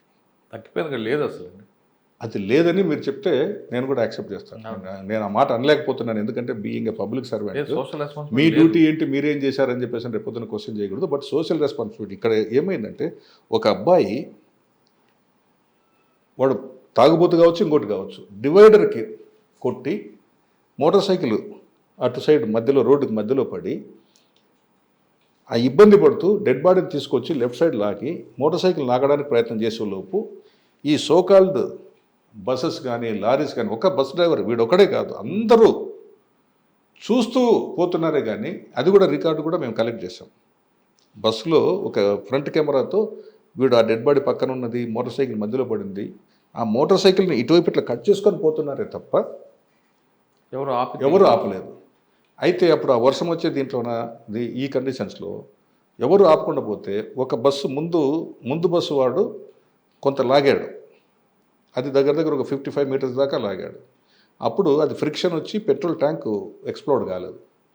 సో వాడు ఆ విధంగా వేసి మేము ఫస్ట్ ఏమనుకున్నామంటే ఈ బస్సు వాడే మొత్తము ఎందుకు ఈ విధంగా ఒక 55 మీటర్స్ దాకా లాగి ఆ తర్వాత మరి ఎందుకు వీడు మరి రిమైనింగ్ డిస్టెన్స్ అంతా వచ్చాడని చెప్పేసి అని మేము కొద్దిగా అంటే జనరల్గా చూస్తేనే ఏమనిపిస్తుందంటే ఈ బస్సు వాడే అక్కడ బ్రేక్లు వేసి వాడిని కొట్టేసి, యాక్చువల్గా కొట్టిన తర్వాత ఒక 55 మీటర్స్ వచ్చి అక్కడ ఏమున్నాయి, మా టైర్ మార్క్స్ ఉన్నాయి, స్కిడ్ మార్క్స్ అంటారు, ఆ స్కిడ్ మార్క్స్ ఉన్నాయి, అక్కడ కొట్టి ఆ తర్వాత సబ్సిక్వెంట్గా ఇంత దూరం పోయి ఇక్కడ పోయి ఆపాల్సి వచ్చింది, అక్కడే స్కిడ్ మార్క్స్ వచ్చినాయి, అక్కడే ఆపింటే అయిపోలేదు కదా అనుకున్నాం. కానీ తర్వాత సబ్సిక్వెంట్గా ఒకడు ఐ విట్నెస్ ఎవడైతే ఆ మోటార్ సైకిల్లో పిలియన్ రైడర్ ఉన్నారో వాడు నెక్స్ట్ డే ఈవినింగ్ మనం దొరికిన తర్వాత వాడి కంప్లైంట్ బేసిస్ పైన ఇంకొక కేసు కట్టాం. అంటే డ్రంక్ అండ్ డ్రైవ్ కేసు కట్టి వాడికి ఇంజురీస్ ఉన్నాయి కాబట్టి అది సపరేట్ కేసు కట్టాం. కట్టిన తర్వాత అప్పుడు మనకు యాక్చువల్ ఫ్యాక్ట్ ఏమి వెలుగులోకి వచ్చిందంటే it is purely because of drunk and drive case.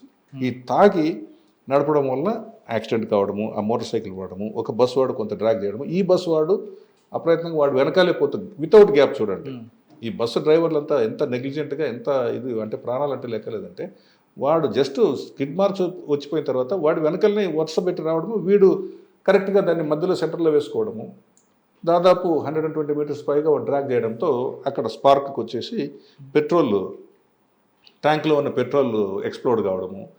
ఆ కరెక్ట్గా పెట్రోల్ ఈ మోటార్ సైకిల్ కూడా ఎక్కడుంది, బస్సులో ఉన్న మోర్ దాన్ 250 లీటర్స్ డీజిల్ ఉంది. డీజిల్ ఎప్పుడైతే మనకు 56 సెంటిగ్రేడ్ టెంపరేచర్ కంటే పెరిగిపోతుందో ఆ టెంపరేచర్ వేడి అనేది ఆటోమేటిక్గా డీజిల్ కూడా ఫైర్ అవుతుంది. అంటే పెట్రోల్ కాకుండా డీజిల్ కూడా ఫైర్ అవుతుంది. డీజిల్ కూడా ఫైర్ అయింది. అదే కదా అగ్నికి ఆజ్యం పోసినట్లుది. ముందే ఫైర్ ఇది పెట్రోల్, దానికి డీజిల్ కూడా ఉంది.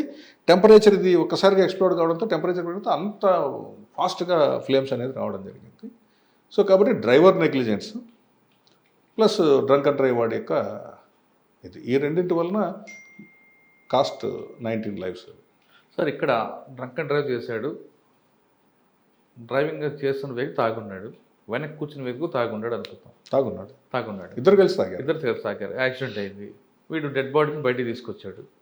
బండిని తీసుకొచ్చే క్రమంలో ఎవరు ఆపలేదు. ఒక బస్సు లాక్కుంటూ వెళ్ళిపోయిన తర్వాత అట్లాగే ఆ సిరీస్లోనే ఈ సోకాల్డ్ 19 వెహికల్స్ ఏవైతే ఉన్నాయో అందులో ఇదొకటి లాస్ట్ బస్సు. ఎవడైతే వీడున్నాడో వీడి బస్సు వెళ్ళినప్పుడు ఆటోమేటిక్గా మధ్యలో స్ట్రక్ అయిపోయింది. కరెక్టే, కానీ కేసు డ్రైవర్ మీద కాకుండా డ్రైవర్తో పాటు ఈ డ్రంక్ అండ్ డ్రైవ్ వెనకున్న 304 పార్ట్ 2 పెట్టచ్చు కదా. ఆల్రెడీ డ్రైవర్ మీద 304 పెట్టాం కదా.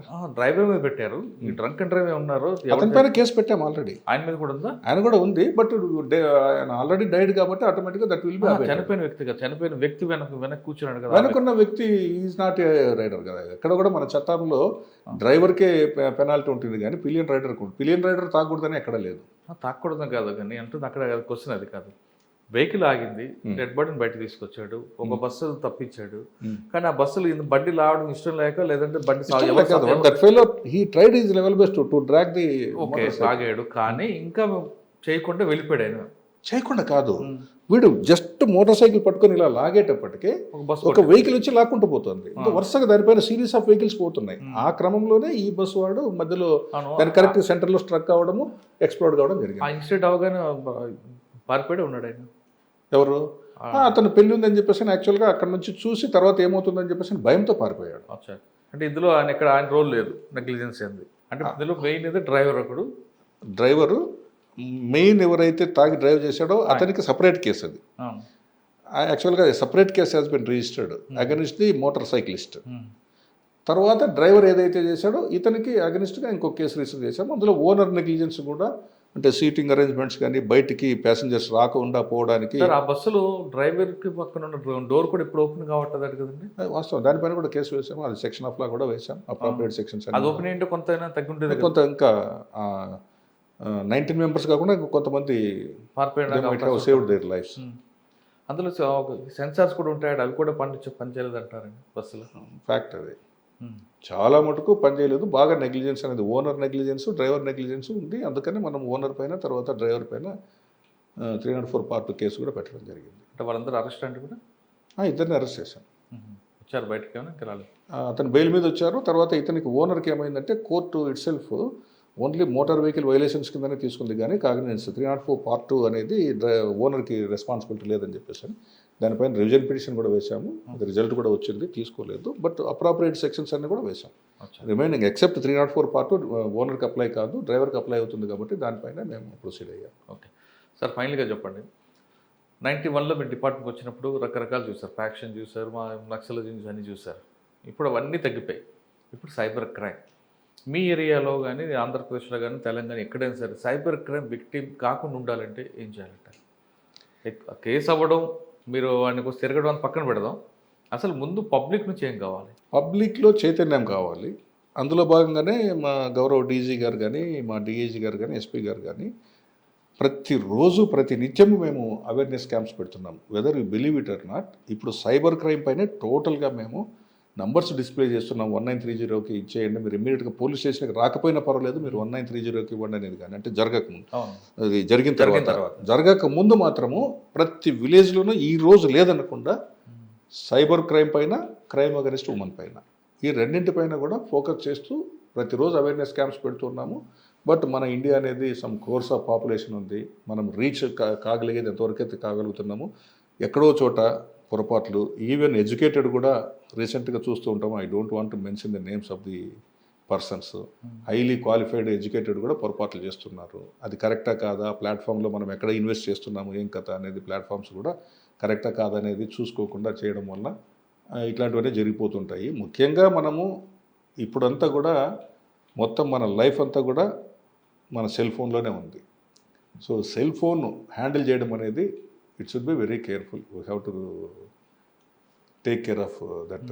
ఆ సెల్ ఫోన్లోనే మన వాళ్ళందరూ కూడా చిన్న చిన్న పొరపాట్లు ఏం వస్తున్నాయి, ఓటీపీ ఫ్రాడ్స్ అయితేనేమి, లేకపోతే బ్యాంక్ ఎంప్లాయీస్ అని చెప్పేసి ఫ్రాడ్ చేయడం అయితేనేమి, తర్వాత అమ్మాయిలను ట్రాప్ చేయడం అయితేనేమి, తర్వాత పొరపాటున కానీ మన మొబైల్ కానీ, మన ఈ ల్యాప్టాప్స్ కానీ, ట్యాబ్స్ కానీ ఎవరికైనా మన ఎంత ఫ్రెండ్ అయినా కావచ్చు వీళ్ళకి ఇస్తే అయితేనేమి, ఇట్లాంటివన్నీ కూడా రకరకాల కారణాల వల్ల బై మిస్టేక్ మనం పాస్వర్డ్ ఎవరికైనా చెప్పి ఉండడం వల్ల అయితేనేమి, దీనివల్ల సైబర్ ఫ్రాడ్ జరుగుతున్నాయి. సైబర్ ఫ్రాడ్ ప్రివెంట్ చేయడానికి అన్ని రకాల చర్యలు, నేను యాక్చువల్గా దిశ పోలీస్ స్టేషన్లో ఉన్నప్పుడు కూడా నాకు కొంత సైబర్ ఫ్రాడ్ పైన కొంచెం ఎక్కువ టైము, ఇలాంటి అమ్మాయిల పైన, తర్వాత సైబర్ కేసెస్ పైన ఎక్కువ ఉంటుంది కాబట్టి మ్యాక్సిమం అవగాహన ఉండడం వల్ల కూడా ట్రేస్ అవుట్ చేసి ఇమ్మీడియట్గా విక్టిమ్స్కి న్యాయం చేయగలుగుతున్నాం.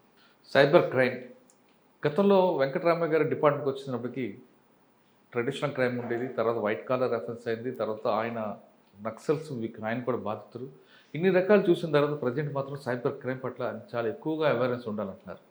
గతంలో జరిగిన క్రైమ్కి ఎవరు చేశారనే విషయాన్ని చాలా క్లియర్గా తెలిసేది కాబట్టి వాళ్ళని పట్టుకోవడానికి టీమ్స్ వెళ్ళేవారు, పట్టుకునేవారు. కానీ ఇప్పుడు మన కంటికి కనిపించకుండా, కనీసం కర్ర కూడా వాడకుండా కోట్లాది రూపాయలు కొట్టేస్తున్న సైబర్ క్రిమినల్స్ పట్ల మనం కేర్ఫుల్గా ఉండాలంటున్నారు వెంకటరామయ్య గారు. ఆఫ్లైన్లో ఎంత కేర్ఫుల్గా ఉంటామో ఆన్లైన్ అంతకన్నా ఎక్కువ కేర్ఫుల్ ఉంటేనే ఈ నేరాలు అదుపుకి అడ్డుకొట్టు వేయచ్చు అంటున్నారు.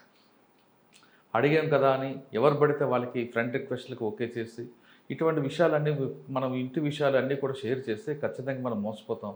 ముఖ్యంగా సైబర్ క్రిమినల్స్కి మన అమాయకత్వం, మనలో అత్యాసే ప్రధాన వనరుగా మారుతుంది. కాబట్టి ఈ రెండింటి పట్ల చాలా కేర్ఫుల్గా ఉండాలంటూ వెంకటరామయ్య గారు చెప్తున్నారు.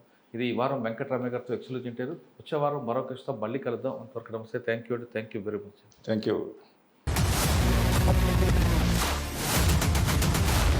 iDreams, this police diaries is something very, very valuable towards that. I must really appreciate Murali, your insights.